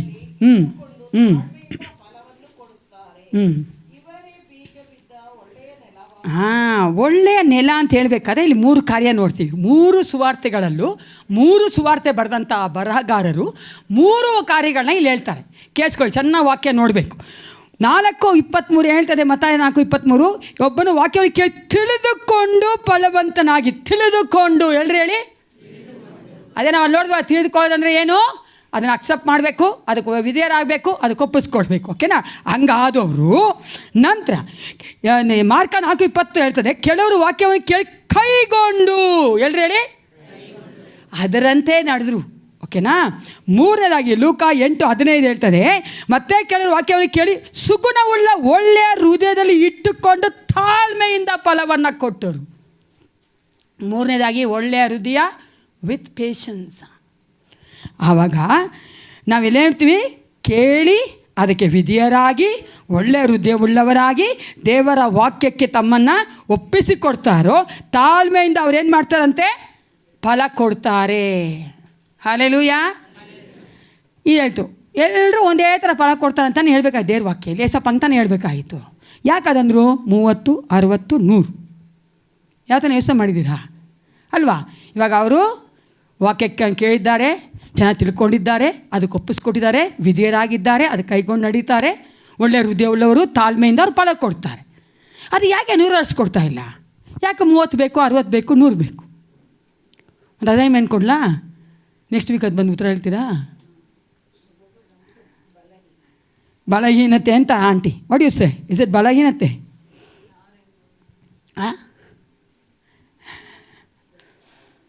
ನಾನು ಅನ್ಕೋತೀನಿ 3 ಕಂಡೀಷನ್ ನೋಡಿದ್ವಲ್ಲ, ನಮ್ಮ ಹೃದಯದಾಗ 3 ಕಂಡೀಷನ್ ಇರುತ್ತಲ್ಲ ಫಲ ಕೊಡೋಕ್ಕೆ, ಅದು ಪರ್ಸಂಟೇಜಲ್ಲಿದೆ. 30% ಇರ್ತಾರೆ, 60% ಇರ್ತಾರೆ, 100% ಇರ್ತಾರೆ. ಅದಕ್ಕೆ ಅವ್ರ ಕೈಲಿ ಫಲ ಕೊಡೋಕ್ಕಾಗ್ತಾಯಿದೆ. ಹಲ್ಲೆಲೂಯಾ. ಆ condition depends on that condition. ನಮ್ಮ ಹೃದಯದ ಒಂದು ಸ್ಥಿತಿ ಹೆಂಗಿರುತ್ತೋ ಅದ್ರ ಮೇಲೆ ನಾವು ಆ ಪರ್ಸಂಟೇಜಲ್ಲಿ ನಾವು ಫಲ ಕೊಡ್ತೇವೆ. ಅದು ಹೋಗ್ತಾ ಹೋಗ್ತಾ ಹೋಗ್ತಾ ದೇವರು ನಮ್ಮನ್ನು ಹೆಚ್ಚಾಗಿ ಫಲ ಕೊಡೋಂಗೆ ಪ್ರಿಯರೇ. ನೀವು ನೋಡಿಬೇಕಂದ್ರೆ ದೇವ್ರ ವಾಕ್ಯ ಎಲ್ಲ ತುಂಬ ಕಡೆ ಹೇಳಲ್ಪಟ್ಟಿದೆ. ಫಲ ಕೊಡುವವರನ್ನು ಏನು ಮಾಡ್ತಾನೆ? ಶುದ್ಧಿ ಮಾಡ್ತೀನಿ. ಗೊತ್ತಲ್ಲ ನಿಮಗೆ? ದೇವ್ರ ವಾಕ್ಯ ಹೇಳ್ತಾರೆ 15ನೇ ಯೋಹಾನದಲ್ಲಿ ಶುದ್ಧಿ ಮಾಡ್ತೀನಿ ಅಂತಾರೆ. ನೀವು ಒಬ್ಬ 5 ಇದು ಕೊಟ್ಟಿದ್ದು ತಲಾಂತು ಕೊಟ್ಟಿದ್ರು, ಅವ್ನು 5 ಕೊಟ್ಟು ಅವ್ನಿಗೇನು ಸೇರಿಸ್ಕೊಡು ಅಂದರು ತಾನೇ. ಇದೇನು ಅನ್ಯಾಯ? ಹಂಗೆ ನನ್ನ ಏಸಪ್ಪ. ಅದಕ್ಕೆ ನಾನು ಹೇಳಿದ್ದು, ನಾವು ಜಾಸ್ತಿ ಕೊಟ್ಟರೆ ಇನ್ನೂ ಜಾಸ್ತಿ ಮಾಡೋಂಗೆ ದೇವ್ರು ನಮ್ಮನ್ನು ನಡೆಸ್ಕೊತಾನೆ ಪ್ರಿಯರೇ. ಯೋಹಾನ 15:8 ಹೇಳ್ರಿ ಸತ್ಯವೇ ತೆಗೆದುಕೊಳ್ಳೋಣ. Let every one take John chapter 15 verse 8. ಯೋಹಾನ 15:8ನೇ ವಚನ. ಸ್ವಲ್ಪ ತಿರಿಬೇಕ ಎಲ್ಲರೂ ಓದೋಣ, ಯಾಕಂದರೆ ಇದು ನಾವು ಶಿಷ್ಯರಾಗಿದ್ದೇವಲ್ಲ, ಫಲ ಕೊಡುವವರಾಗಿರ್ಬೇಕಲ್ಲ, ಅದಕ್ಕೋಸ್ಕರ ಓದಿ ಎಲ್ಲರೂ ಓದೋಣ. ನೀವು ಫಲ ಕೊಡುವುದರಿಂದಲೇ ನನ್ನ ಏಸಪ್ಪನಿಗೆ ಮಹಿಮೆ ಆಗಬೇಕು ಮತ್ತು ನಾವು ಅದನ್ನು ಶಿಷ್ಯರಾಗಬೇಕಂದ್ರೆ ಏನು ಮಾಡಬೇಕಂತೆ? ಫಲ ಕೊಡಬೇಕು. ಎಲ್ಲರೂ ಜೋರಾಗಿ ಫಲ ಕೊಡಬೇಕು. ಏಸು ಕ್ರಿಸ್ತನ ಇಷ್ಟಪಡುವಂಥ ಫಲ ನಮ್ಮಲ್ಲಿ ದೇವರು ಕಾಣಬೇಕು ಪ್ರಿಯರೇ. It's not only the fruit of the spirit. ಆ ಒಂದು ದೇವರ ಒಂದು ಪರಿಶುದ್ಧಾತ್ಮನ ಫಲಗಳಿದೆಯಲ್ಲ, ಅದು ಮಾತ್ರವಲ್ಲ, ದೇವರಿಗೆ ಮಹಿಮೆ ತರುವಂಥ ಫಲ. ಅದು ನಾವು ಯಾವಾಗಲೂ ಒಂದು ಸಾರಿ ಅಲ್ಲ, ಪ್ರತಿದಿನ ನಮ್ಮ ನಿತ್ಯ ಜೀವನದಲ್ಲಿ, ನಾವು ಪ್ರತಿದಿನ ನಡೆಯುವಂಥ ಜೀವನದಲ್ಲಿ. ಚೆನ್ನಾಗಿ ಕೇಳಿಸ್ಕೊಳ್ಳಿ ಪ್ರಿಯರೇ. ಎಲ್ಲೋ ಒಂದು ದಿನ ಇಟ್ಟಿದ್ದಾರೆ ದೇವ್ರು ನಮ್ಮ ಟೆಸ್ಟ್ ಮಾಡೋಕ್ಕಲ್ಲ, ಪ್ರತಿದಿನ ಟೆಸ್ಟು. ನಾವು ಮಾತಾಡೋದ್ರಲ್ಲಿ, ನಾವು ನಡ್ಕೋದ್ರಲ್ಲಿ, ನಾವು ಬೇರೆಯವ್ರ ಬಗ್ಗೆ ಯೋಚನೆ ಮಾಡೋದ್ರಲ್ಲಿ, ನಾವು ನೋಡೋದ್ರಲ್ಲಿ, ಎಲ್ಲದರಲ್ಲೂ ದೇವ್ರು ನಮ್ಮ ಟೆಸ್ಟ್ ಇಟ್ಟಿರ್ತಾನೆ. ನಾವು ಅದನ್ನು ಜಯಿಸ್ಕೊಂಡು ಬರ್ತಾ ಇರ್ತೀವಿ ನೋಡಿ, ಆವಾಗ ನಾವು ಫಲ ಕೊಡುವುದಕ್ಕೆ ಸಿದ್ಧರಾಗ್ತೇವೆ ಪ್ರಿಯರೇ. ಈ ಒಂದು ಸಮಯದಲ್ಲಿ ನಾವೆಲ್ಲರೂ ನಮ್ಮನ್ನೇ ಒಪ್ಪಿಸಿಕೊಟ್ಟವರಾಗಿ ಕರ್ತನ ಮೇಜಿನ ಮುಂಭಾಗಕ್ಕೆ ಬರೋಣ ಪ್ರಿಯರೇ. ನಾವು ಫಲ ಕೊಡುವಂಥ ಮಕ್ಕಳಾಗಿರಬೇಕೆಂದೇ ದೇವರು ನಮ್ಮನ್ನು ಆರಿಸಿಕೊಂಡಿದ್ದಾನೆ. ನಾವು ಫಲ ಕೊಡುವುದರಿಂದ ದೇವರಿಗೆ ಮಹಿಮೆ ಆಗುತ್ತದೆ, ನಾವು ಆತನ ಶಿಷ್ಯರಾಗುತ್ತೇವೆ ಪ್ರಿಯರೇ. Thank you Jesus. Hallelujah. Thank you Lord. Thank you father. ಈಗ ತಾನೇ ಕೇಳಿದಂಥ ವಾಕ್ಯಾನುಸಾರವಾಗಿ ಆ ವಾಕ್ಯವೆಂಬ ಬೀಜವನ್ನು ದೇವರು ನಮ್ಮ ಹೃದಯಗಳಲ್ಲಿ ಬಿತ್ತಿದ್ದಾನಲ್ಲ, ನಾನು ಯಾವ ರೀತಿಯಾಗಿ ಅದನ್ನು ತೆಗೆದುಕೊಂಡಿದ್ದೇನೆ? ನಾನು ಅದಕ್ಕೆ ಒಪ್ಪಿಸಿಕೊಟ್ಟಿದ್ದೇನಾ? ಅದನ್ನು ಕೇಳಿ ಅರ್ಥ ಮಾಡಿಕೊಂಡಿದ್ದೇನಾ? ಈ ಲೋಕದ ಜಂಜಾಟದಲ್ಲಿ, ಕಷ್ಟ ನೋವಿನಲ್ಲಿ ಬರುವಂಥ ಸಮಯಗಳಲ್ಲಿ ನಾನು ಅದನ್ನು ಬಿಟ್ಟು ಕೊಟ್ಟು ಬಿಟ್ಟಿದ್ದೇನಾ? ಅಥವಾ ಈ ಲೋಕದ ಐಶ್ವರ್ಯ, ಪ್ಲೆಜರ್ಸ್, ಅದರಿಂದ ಅದನ್ನು ಮುಚ್ಚಿ ಹಾಕಿದ್ದೇನಾ? ನನ್ನ ಹೃದಯ ಹೇಗಿದೆ ಎಂಬುದನ್ನು ನಾವು ಯೋಚನೆ ಮಾಡಿಕೊಳ್ಳೋಣ ಪ್ರಿಯರೇ. ಕೊನೆಯದಾಗಿ ದೇವರ ವಾಕ್ಯ ಹೇಳುವಂತೆ ನಾನು ಫಲ ಕೊಡುವ ಹಕ್ಕೆ ನಾನು ಒಪ್ಪಿಸಿಕೊಟ್ಟಿದ್ದೇನಾ? 30ರಷ್ಟು, 60ರಷ್ಟು, 100ರಷ್ಟು ಫಲ ಕೊಡೋದಕ್ಕೆ ನಾನು ಒಪ್ಪಿಸಿಕೊಟ್ಟಿದ್ದೇನಾ? ನನ್ನ ಹೃದಯ ಹೇಗಿದೆ? ಒಪ್ಪಿಸಿಕೊಡಿ ಪ್ರಿಯರೇ. Give your hearts to Lord. ಆತ ನಮಗೆ ತೋರಿಸಿಕೊಡ್ತಾನೆ. ಆ ಮನುಷ್ಯ ತೋರಿಸೋದು ಬೇಡ. ಹಲ್ಲೆಲೂಯಾ. ಆತನೇ ನಮಗೆ ತೋರಿಸ್ಕೊಡ್ತಾನೆ ಪ್ರಿಯರೇ. ನಾವು ಎಲ್ಲಿ ತಪ್ಪಾಗಿದ್ದೇವೆ, ಎಲ್ಲಿ ದೇವರ ವಾಕ್ಯಕ್ಕೆ ನಾವು ಕೊಡ್ತಾ ಇಲ್ಲ, ಎಲ್ಲಿ ದೇವರ ವಾಕ್ಯದಲ್ಲಿ ಬೆಳೀತಾ ಇಲ್ಲ, ಎಲ್ಲಿ ನಾವು ಫಲ ಕೊಡುವುದಕ್ಕೆ ನಮ್ಮನ್ನು ಒಪ್ಪಿಸಿಕೊಟ್ಟಿಲ್ಲ. God's Holy Spirit will talk to us. ನಮಗಾಗಿ ತನ್ನ ಜೀವವನ್ನು, ತನ್ನ ರಕ್ತವನ್ನು ಕೊಟ್ಟಂಥ ಯೇಸು ಕ್ರಿಸ್ತನ ಮೇಜಿನ ಮುಂಭಾಗದಲ್ಲಿ ಬರ್ತಾ ಇದ್ದೇವೆ. Let us not take it light. ಗಂಭೀರವಾಗಿ ತೆಗೆದುಕೊಳ್ಳೋಣ ಪ್ರಿಯರೇ. ಈ ಒಂದು ಸಮಯ ಯಾವಾಗಲೂ ಮಾಡುವಂತೆ ಅಲ್ಲ ಪ್ರಿಯರೇ. ಭಯಭಕ್ತಿಯಿಂದ ನಮ್ಮನ್ನು ಪರಿಶೋಧನೆ ಮಾಡಿಕೊಂಡವರಾಗಿ, ಪಕ್ಕದಲ್ಲಿ ಅಕ್ಕದಲ್ಲಿ ನಿಮ್ಮ ಕುಟುಂಬದಲ್ಲಿರೋಣ ಈ ಪರಿಶೋಧನೆ ಮಾಡಿಬೇಡಿ ಪ್ರಿಯರೇ. ನೀವು ಮಾಡಿದಂಥ ತಪ್ಪಿಗೆ ಯಾವ ಒಂದು ನೆವಾನೂ ಹೇಳಬೇಡಿ. Thank you Holi spirit. ದೇವರ ಮುಂಭಾಗದಲ್ಲಿ ನಾವು ಯಥಾರ್ಥವಾಗಿ, ಆತನ ವಾಕ್ಯ ಹೇಳ್ತದೆ, ನಮ್ಮ ಹೃದಯಗಳು ಆತನ ಮುಂಭಾಗದಲ್ಲಿ ಬೆತ್ತಲೆಯಾಗಿದೆ, ಯಾವುದನ್ನು ಮುಚ್ಚುಮರೆ ಮಾಡಲು ಸಾಧ್ಯವಿಲ್ಲ, ಆತನಿಂದ ತಪ್ಪಿಸಿಕೊಳ್ಳಲು ಸಾಧ್ಯವಿಲ್ಲ ಪ್ರಿಯರೇ. ಕೇಳ್ಕೊಳ್ಳಿ. ಈ ಪರಿಸ್ಥಿತಿಯಲ್ಲಿ, ಈ ಸಮಯದಲ್ಲಿ, ಆ ಗಳಿಗೆಯಲ್ಲಿ ನಾನು ಈ ರೀತಿಯಾಗಿ ಮಾಡಿದ್ದೀನಿ ಏಸಪ್ಪ, ಅದು ನಿನಗೆ ವಿರುದ್ಧವಾದದ್ದು, ನನ್ನ ಕ್ಷಮಿಸು. ನೀವೇ ಹೇಳ್ಬೇಡಿ, ಎಕ್ಸ್ಕ್ಯೂಸ್ ಕೊಡಬೇಡಿ ಪ್ರಿಯರೇ. ಆದ್ದರಿಂದಲೇ ಈಗಿದ್ದಲೇ ಹಿಂಗಿದ್ದೆ ಅದಕ್ಕೆ ಮಾಡಿದೆ. ಇಲ್ಲ ಪ್ರಿಯರೇ, god doesn't like it. God doesn't like the hypocrisy. ದೇವರು ಕಪಟತನವನ್ನು ಇಷ್ಟಪಡೋದಿಲ್ಲ. ನಿಮ್ಮನ್ನೇ ಒಪ್ಪಿಸಿ ಕೊಡಿ. So loving is. ಆತನು ಎಷ್ಟು ಪ್ರೀತಿ ಉಳ್ಳ ದೇವನು. ಆತನ ವಾಕ್ಯದಲ್ಲಿ ಹೇಳಿದ್ದಾನೆ, ನೀನು ಕ್ಷಮಾಪಣೆ ಕೇಳುವುದಾದರೆ ನಾನು ಕ್ಷಮಿಸುತ್ತೇನೆ ಎಂದು. ಪ್ರಿಯರೇ, ಆತನ ನಂಬಿಗಸ್ತ ದೇವನು ಕ್ಷಮಿಸುವ ಆತನಾಗಿದ್ದಾನೆ. ನಿಮ್ಮನ್ನೇ ನೀವು ಆತನ ಕರೆಗಳಲ್ಲಿ ಬಿಟ್ಟುಕೊಡಿ. Thank you Holi Spirit. Thank you Father. ಏಸಪ್ಪ, ನಾವು ತಿಳಿಯೋದೋ ಅನೇಕ ತಪ್ಪುಗಳನ್ನ ಮಾಡಿದ್ದೇವಲ್ಲ ರಾಜ. O forgive us Lord, forgive us Lord. ಅಪ್ಪ, ನೀನು ಕರ್ತನೆ ನಮ್ಮೊಂದಿಗೆ ವಾಸ ಮಾಡುವುದಕ್ಕಾಗಿ, ನಮ್ಮೊಂದಿಗೆ ಇರುವುದಕ್ಕಾಗಿ ಕೊಟ್ಟಂಥ ನಿನ್ನ ಸಾರೂಪ್ಯದಲ್ಲಿರೋರನ್ನು ನಾವು ವಹಿಸಿದ್ದೇವಲ್ಲ ಏಸಪ್ಪ. Thank you Father. O forgive us Lord. ಕ್ಷಮಿಸು ಕರ್ತನೆ, ಕ್ಷಮಿಸು ರಾಜ. ಅಪ್ಪ, ಅನೇಕ ವೇಳೆ ನೀನು ಹೇಳುತ್ತಾ ಇದ್ದರೂ, ದೇವರ ಆತ್ಮ ನನಗೆ ಆ ಪ್ರೇರಣೆ ಕೊಡ್ತಾ ಇದ್ದರೂ ನಾನು ಮಾಡದೇ ಇದ್ದೀನಲ್ಲ ಏಸಪ್ಪ. ಕ್ಷಮಿಸು ಕರ್ತ. ಓ ಎಸ್ ಜೀಸಸ್, ಕ್ಷಮಿಸಪ್ಪ. O we beg you pardon Father God, we beg you forgiveness Lord Jesus. ಅಪ್ಪ, ನೀನು ಕ್ಷಮಿಸುವುದಾದರೆ ಸಾಕು ತಂದೆ. ರಾಜ, ನಿನ್ನ ಮುಂಭಾಗದಲ್ಲಿ ನಾನು ಧೈರ್ಯವಾಗಿ, ಹೌದು ಏಸಪ್ಪ, ಯೋಗ್ಯಲಾಗಿ ಬರುವವಳಾಗಿದ್ದೇನೆ. Thank you Holi Spirit. Fill your children Lord, fill your children Father God. ಅಪ್ಪ, ಮನುಷ್ಯ ನೋಡ್ತಾನಂತಲ್ಲ ಕರ್ತನೆ, ನೀನು ನಮ್ಮನ್ನು ನೋಡ್ತಾ ಇದೆಯಲ್ಲ ರಾಜ. ಏಸಪ್ಪ, ನಿನ್ನ ಮುಂಭಾಗದಲ್ಲಿ ನಾನು ಕರ್ತನೆ ಪರಿಶುದ್ಧನಾಗಿ ನಿಲ್ಲಬೇಕಾಗಿದ್ದೆಯಲ್ಲ ಕರ್ತ. Thank you Jesus. Thank you Lord. Take control of our minds and hearts father God Jesus. O sanctify us with your precious blood Lord. ನಿನ್ನ ಪರಿಶುದ್ಧ ರಕ್ತನ ನಮ್ಮ ತೊಳೆಯಬೇಕೆ ನಾವು ಬೇಡುತ್ತೇವೆ ಕರ್ತನೆ. Thank you, Jesus. Hallelujah. Hallelujah. We worship you, Father God. We give glory, honor to you, Master God. ನೀನೊಬ್ಬನೇ ದೇವರು. ನೀನು ನಮಗಾಗಿ ಕರ್ತನೆ ಜೀವ ಕೊಟ್ಟಾತನಾಗಿದ್ದೆಯಲ್ಲ ರಾಜ. ನೀನೊಬ್ಬನೇ ನಿನ್ನ ಮಕ್ಕಳಿಗೆ ಸಾಕಾದವನಾಗಿದ್ದಿ ರಾಜ. Thank you Jesus. Hallelujah. Worship you, Father God. ಸ್ತೋತ್ರ ದೇವ. Thank you Father. Thank you Jesus. Hallelujah. ಕರ್ತನಾದ ಯೇಸು ತಾನು ಹಿಡಿದುಕೊಡಲ್ಪಟ್ಟ ರಾತ್ರಿಯಲ್ಲಿ ರೊಟ್ಟಿಯನ್ನು ತೆಗೆದುಕೊಂಡು ದೇವರ ಸ್ತೋತ್ರ ಮಾಡಿ ಮುರಿದು, ಇದು ನಿಮಗೋಸ್ಕರವಾಗಿರುವ ನನ್ನ ದೇಹ, ನನ್ನ ನೆನೆಸಿಕೊಳ್ಳುವುದಕ್ಕೋಸ್ಕರವಾಗಿ ಹೀಗೆ ಮಾಡಿರಿ ಅಂದನು. ಊಟವಾದ ಮೇಲೆ ಆತನು ಅದೇ ರೀತಿಯಾಗಿ ಪಾತ್ರೆಯನ್ನು ತೆಗೆದುಕೊಂಡು, ಈ ಪಾತ್ರೆಯು ನನ್ನ ರಕ್ತದಿಂದ ಸ್ಥಾಪಿತವಾಗುವ ಹೊಸ ಒಡಂಬಡಿಕೆಯನ್ನು ಸೂಚಿಸುತ್ತದೆ. ನೀವು ಇದರಲ್ಲಿ ಪಾನ ಮಾಡುವಾಗಲೆಲ್ಲ ನನ್ನ ನೆನೆಸಿಕೊಳ್ಳೋದಕ್ಕೋಸ್ಕರವಾಗಿ ಪಾನ ಮಾಡಿರಿ ಅಂದನು. ನೀವು ಈ ರೊಟ್ಟಿಯನ್ನು ತಿಂದು ಈ ಪಾತ್ರೆಯಲ್ಲಿ ಪಾನ ಮಾಡುವಷ್ಟು ಸಾರಿ ಕರ್ತನ ಮರಣವನ್ನು ಆತನು ಬರುವ ತನಕ ಪ್ರಸಿದ್ಧಿಪಡಿಸುತ್ತೀರಿ. ಲೋಕದ ಮೇಲೆ, ಪಾಪದ ಮೇಲೆ, ಮರಣದ ಮೇಲೆ, ಸೈತಾನ ಮೇಲೆ ಜಯ ಕೊಟ್ಟಂಥ ಏಸಪ್ಪ, ನಮಗಾಗಿ ನೀನು ಕರ್ತನೆ ಆ ಒಂದು ಮಹಾ ಪದವಿಯನ್ನು ಬಿಟ್ಟು ಬಂದಿಲ್ಲ ರಾಜ. ಅಪ್ಪ, ನಮಗಾಗಿ ಕರ್ತನೆ ನೀನು ಆ ಶಿಲುಬೆ ಮೇಲೆ ಬಾಧೆ ಪಟ್ಟು ಸತ್ತು ಪುನರುತ್ಥಾನಾಗಿ ಎದ್ದು ಬಂದಿಲ್ಲ. ಅದಕ್ಕಾಗಿ ನಿನಗೆ ಸ್ತೋತ್ರ ರಾಜ. ಕರ್ತ, ನೀನು ಮಾಡಿದಂಥ ತ್ಯಾಗವನ್ನು ನೆನೆಸುತ್ತೇವೆ, ನಿನ್ನ ಮರಣವನ್ನು ನೆನೆಸುತ್ತೇವೆ ರಾಜನೇ. ಅಪ್ಪ, ಈ ಒಂದು ಕರ್ತನೆ ನಿನ್ನ ರಕ್ತವನ್ನು, ನಿನ್ನ ಮಾಂಸವನ್ನು ಸೂಚಿಸುವಂಥ ಈ ದ್ರಾಕ್ಷಾರಸವನ್ನು, ಈ ಒಂದು ರೊಟ್ಟಿಯನ್ನು ಆಶೀರ್ವದಿಸು. ನಿನ್ನ ಪ್ರಸನ್ನತೆಯನ್ನು ತುಂಬಿಸಬೇಕೆಂದು ನಾನು ಬೇಡುತ್ತೇನಪ್ಪ. ಅಪ್ಪ, ನೀವು ನಮ್ಮನ್ನು ಯೋಗ್ಯರನ್ನಾಗಿ ಮಾಡಿದ್ದಕ್ಕಾಗಿ ಸ್ತೋತ್ರ. ನಮ್ಮನ್ನು ಪರಿಶುದ್ಧರಾಗಿ ಮಾಡಿದ್ದಕ್ಕಾಗಿ ಸ್ತೋತ್ರ. ನಮ್ಮನ್ನು ಕ್ಷಮಿಸಿದ್ದಕ್ಕಾಗಿ ಸ್ತೋತ್ರ ರಾಜ. ಅಪ್ಪ, ನಿನ್ನ ಪಾಸನಿಗೆ ನಮ್ಮೆಲ್ಲರನ್ನ ಒಟ್ಟಾಗಿ ಒಪ್ಪಿಸಿಕೊಡುತ್ತಾ ಯೇಸು ಕ್ರಿಸ್ತನ ನಾಮದಲ್ಲಿ ಪ್ರಾರ್ಥಿಸ್ತೇನೆ. ಒಳ್ಳೆಯ ಪಿತನೇ. ಮೊದಲು ನಮ್ಮ ರೈಟ್ ಕಡೆಯಿಂದ ಬನ್ನಿ, ನಂತರ ಲೆಫ್ಟ್.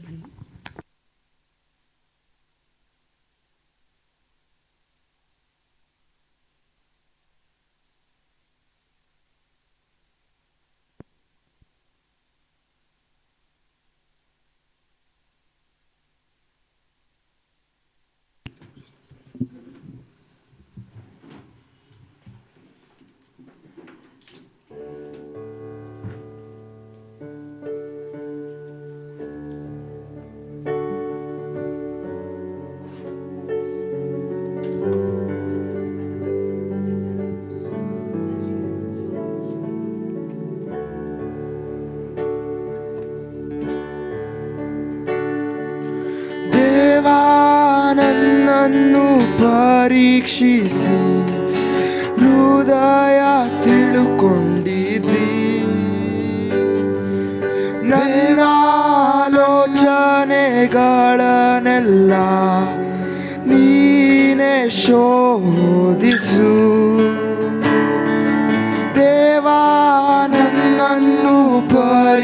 ಪರೀಕ್ಷಿಸಿ ಹೃದಯ ತಿಳುಕೊಂಡಿದೆ. ನನ್ನ ಆಲೋಚನೆಗಳನ್ನೆಲ್ಲ ನೀನೆ ಶೋಧಿಸು. ಕೇಡಿನ ಮಾರ್ಗದಿಂದಲೇ ನನ್ನನ್ನು ತಪ್ಪಿಸಿ ಸನಾತನ ಮಾರ್ಗದಲ್ಲಿ ನನ್ನನ್ನು ನಡೆಸು. ನನ್ನನ್ನು ಪರೀಕ್ಷಿಸಿ ಸಂಪೂರ್ಣ ರೀತಿಯಲ್ಲಿ ನನ್ನ ಆಲೋಚನೆಯೆಲ್ಲ ಬಲ್ಲವನಾಗಿರುತ್ತದೆ. ನನ್ನನ್ನು ಪರೀಕ್ಷಿಸಿ ಸಂಪೂರ್ಣ ರೀತಿಯಲ್ಲಿ ನನ್ನ ಆಲೋಚನೆಯೆಲ್ಲ ಬಲ್ಲವನಾಗಿರು. ಶಾಂತಿಯು ನಿನ್ನಲ್ಲಿ ಮಾತ್ರ, ಪೂರ್ಣ ಸಂತೋಷ ನಿನ್ನಲ್ಲಿ ಮಾತ್ರ. ಶಾಂತಿಯು ನಿನ್ನಲ್ಲಿ ಮಾತ್ರ, ಪೂರ್ಣ ಸಂತೋಷ ನಿನ್ನಲ್ಲಿ ಮಾತ್ರ.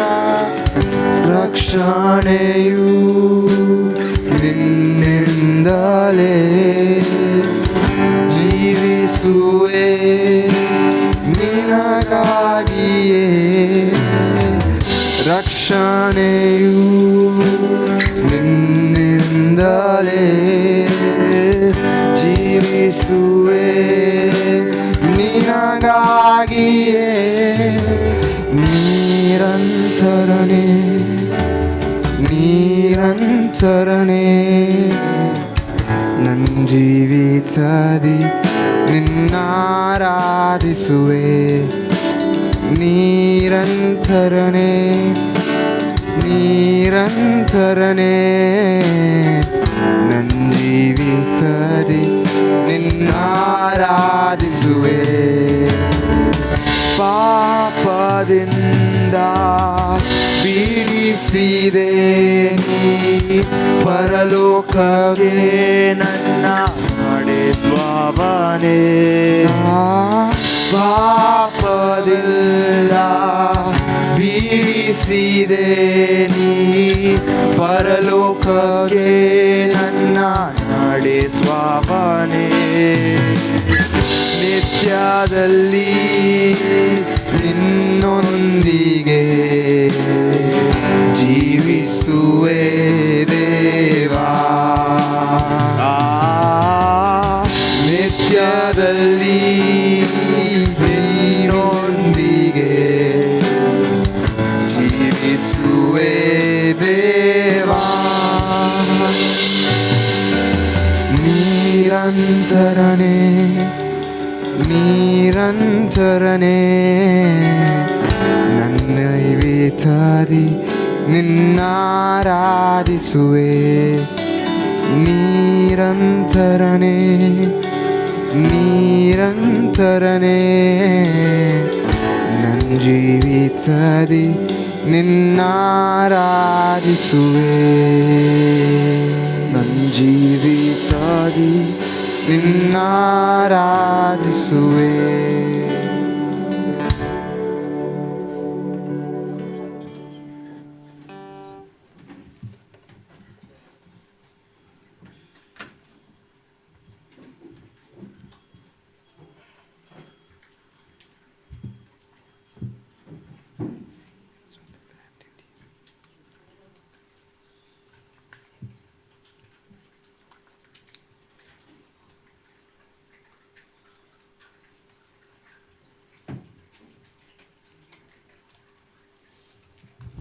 ಪ್ರಾರ್ಥನೆಯೊಟ್ಟಿಗೆ ಎಲ್ಲರೂ ಒಟ್ಟಾಗಿ ತೆಗೆದುಕೊಳ್ಳೋಣ.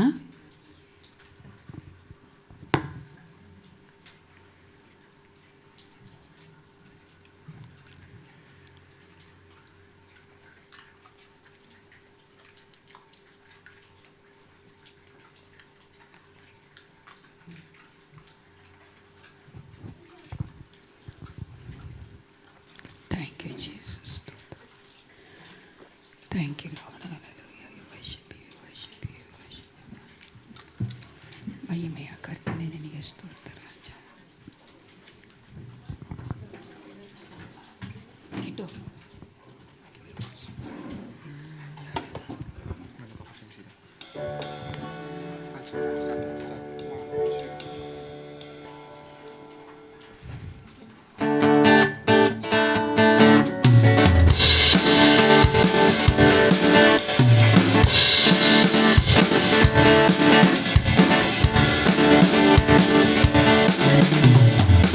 ನನ್ನ ಪಾಪ ಕ್ಷಮಿಸಿದ, ಪರಿಶುದ್ಧನಾಗಿ ನಿಲ್ಲಿಸಿದ. ನನ್ನ ಪಾಪ ಕ್ಷಮಿಸಿದ, ಪರಿಶುದ್ಧನಾಗಿ ನಿಲ್ಲಿಸಿದ. ನನ್ನ ಪಾಪ ಕ್ಷಮಿಸಿದ, ಪರಿಶುದ್ಧನಾಗಿ ನಿಲ್ಲಿಸಿದ. ನನ್ನ ಪಾಪ ಕ್ಷಮಿಸಿದ, ಪರಿಶುದ್ಧನಾಗಿ ನಿಲ್ಲಿಸಿದ. ಎಣಿಸಲಾಗದ ನಿನ್ನ ಪ್ರೀತಿಯು, ವರ್ಣಿಸಲಾಗದ ಯೇಸುವಿನ ಪ್ರೀತಿಯು, ಎಣಿಸಲಾಗದ ನಿನ್ನ ಕೃಪೆಯು, ವರ್ಣಿಸಲಾಗದ ಯೇಸುವಿನ ಪ್ರೀತಿಯು. ನೀ ನನ್ನ ರಕ್ಷಕ, ಎಲ್ರು ಎತ್ಕೋಣ. ನೀ ನನ್ನ ರಕ್ಷಕ, ನೀ ನನ್ನ ರಕ್ಷಕನಾದೆ. ನೀ ನನ್ನ ರಕ್ಷಕ, ನೀ ನನ್ನ ರಕ್ಷಕ, ನೀ ನನ್ನ ರಕ್ಷಕನಾದೆ. ಹಲ್ಲೆಲೂಯಾ. ಪರಿಶುದ್ಧ ನನ್ನ ಪರಲೋಕ ತಂದೆ, ಅಪ್ಪ ಪಿತನೇ, ಒಂದು ಸಮಯಕ್ಕಾಗಿ ನಿನಗೆ ಸ್ತೋತ್ರ ಉಂಟಾಗಲಿ. ದೇವ, ನಮ್ಮನ್ನು ಕರ್ತನೆ ಈ ಆರಾಧನೆ ಮೊದಲುಗೊಂಡು ಈವರೆಗೂ ಆಶೀರ್ವದಿಸಿ ನಡೆಸಿಕೊಡೋದಕ್ಕಾಗಿ ನಿನಗೆ ಸ್ತೋತ್ರ. ದೇವ, ನಮ್ಮೆಲ್ಲ ತಗ್ಗಿಸಿ ನಿನಗೆ ಒಪ್ಪಿಸಿಕೊಡುತ್ತೇನೆ. ನಾವು ನಿನಗಾಗಿ ಕರ್ತನೆ ಜೀವಿಸುವಂತೆ ಅಪ್ಪ, ನಿನ್ನ ಒಂದು ಕರ್ತನೆ ಹೌದು ರಾಜ, ವಾಕ್ಯಗಳಲ್ಲಿ ಕರ್ತನೆ ಬಲಗೊಂಡು ನಿಂತು ರಾಜ ಅನೇಕರಿಗೆ ಒಂದು ಕರ್ತನೆ ಮಾದರಿಯಾಗಿ ಸಾಕ್ಷಿಗಳಾಗಿ ನಿಲ್ಲುವಂತೆ ಕಾರ್ಯ ಮಾಡು. ನಿನ್ನ ಒಂದು ಕರ್ತನೆ ಮೇಜಿನ ಮುಂಭಾಗದಲ್ಲಿ ನಮ್ಮನ್ನು ಒಪ್ಪಿಸಿಕೊಟ್ಟಿದ್ದೇವೆ ಕರ್ತ. ನಿನ್ನ ಮರಣವನ್ನು ನಾವು ಕರ್ತನೆ ಹೌದು ರಾಜ ನೀ ಬರೋವರೆಗೂ ಪ್ರಸಿದ್ಧಿಪಡಿಸುವಂತೆ ಪ್ರತಿಯೊಬ್ಬರನ್ನ ಪ್ರತಿಯೊಂದು ಕುಟುಂಬವನ್ನು ಆಶೀರ್ವದಿಸಿ ಬಲಪಡಿಸು ಅಪ್ಪ. ಹೌದು ರಾಜ, ನಿನ್ನ ವಾಕ್ಯಗಳಲ್ಲಿ ಕರ್ತನೆ ನಾವು ವಿಧಿಯರಾಗಿ ಕರ್ತನೆ ಅಪ್ಪ ನಿನಗೆ ಫಲ ಕೊಡುವಂಥ ಮಕ್ಕಳಾಗಿ ನಿನ್ನ ಶಿಷ್ಯರಾಗಿ ರಾಜ ನಿನಗೆ ಮಹಿಮೆ ತರುವಂತೆ ನೀ ಕಾರ್ಯಗಳನ್ನ ಮಾಡಬೇಕೆಂದು ಎಲ್ಲರನ್ನು ತಗ್ಗಿಸಿ ಒಪ್ಪಿಸಿಕೊಡುತ್ತಾ ಯೇಸು ಕ್ರಿಸ್ತನ ನಾಮದಲ್ಲಿ ಪ್ರಾರ್ಥಿಸ್ತೇನೆ. ಒಳ್ಳೆ ಪಿತನೇ, ನನ್ನ ಮನವೇ ಕರ್ತನು ಕೊಂಡಾಡು, ನನ್ನ ಸರ್ವೇಂದ್ರಗಳೇ ಆತನ ಪರಿಶುದ್ಧ ನಾಮವನ್ನು ಸ್ತುತಿಸು. ನನ್ನ ಮನವೇ ಕರ್ತನು ಕೊಂಡಾಡು. ಆಮೇಲೆ ನಮ್ಮ ಕರ್ತನಾದ ಯೇಸು ಕ್ರಿಸ್ತನ ಕೃಪೆಯು, ದೇವರ ಪ್ರೀತಿಯು, ಪರಿಶುದ್ಧಾತ್ಮ ಅನ್ಯೋನ್ಯತೆಯು, ಸಹವಾಸವು, ಸಹಾಯವು ಸದಾಕಾಲ ನಮ್ಮೆಲ್ಲರೊಂದಿಗೆ ಇರಲಿ. Let Jesus bless you according to this today's word.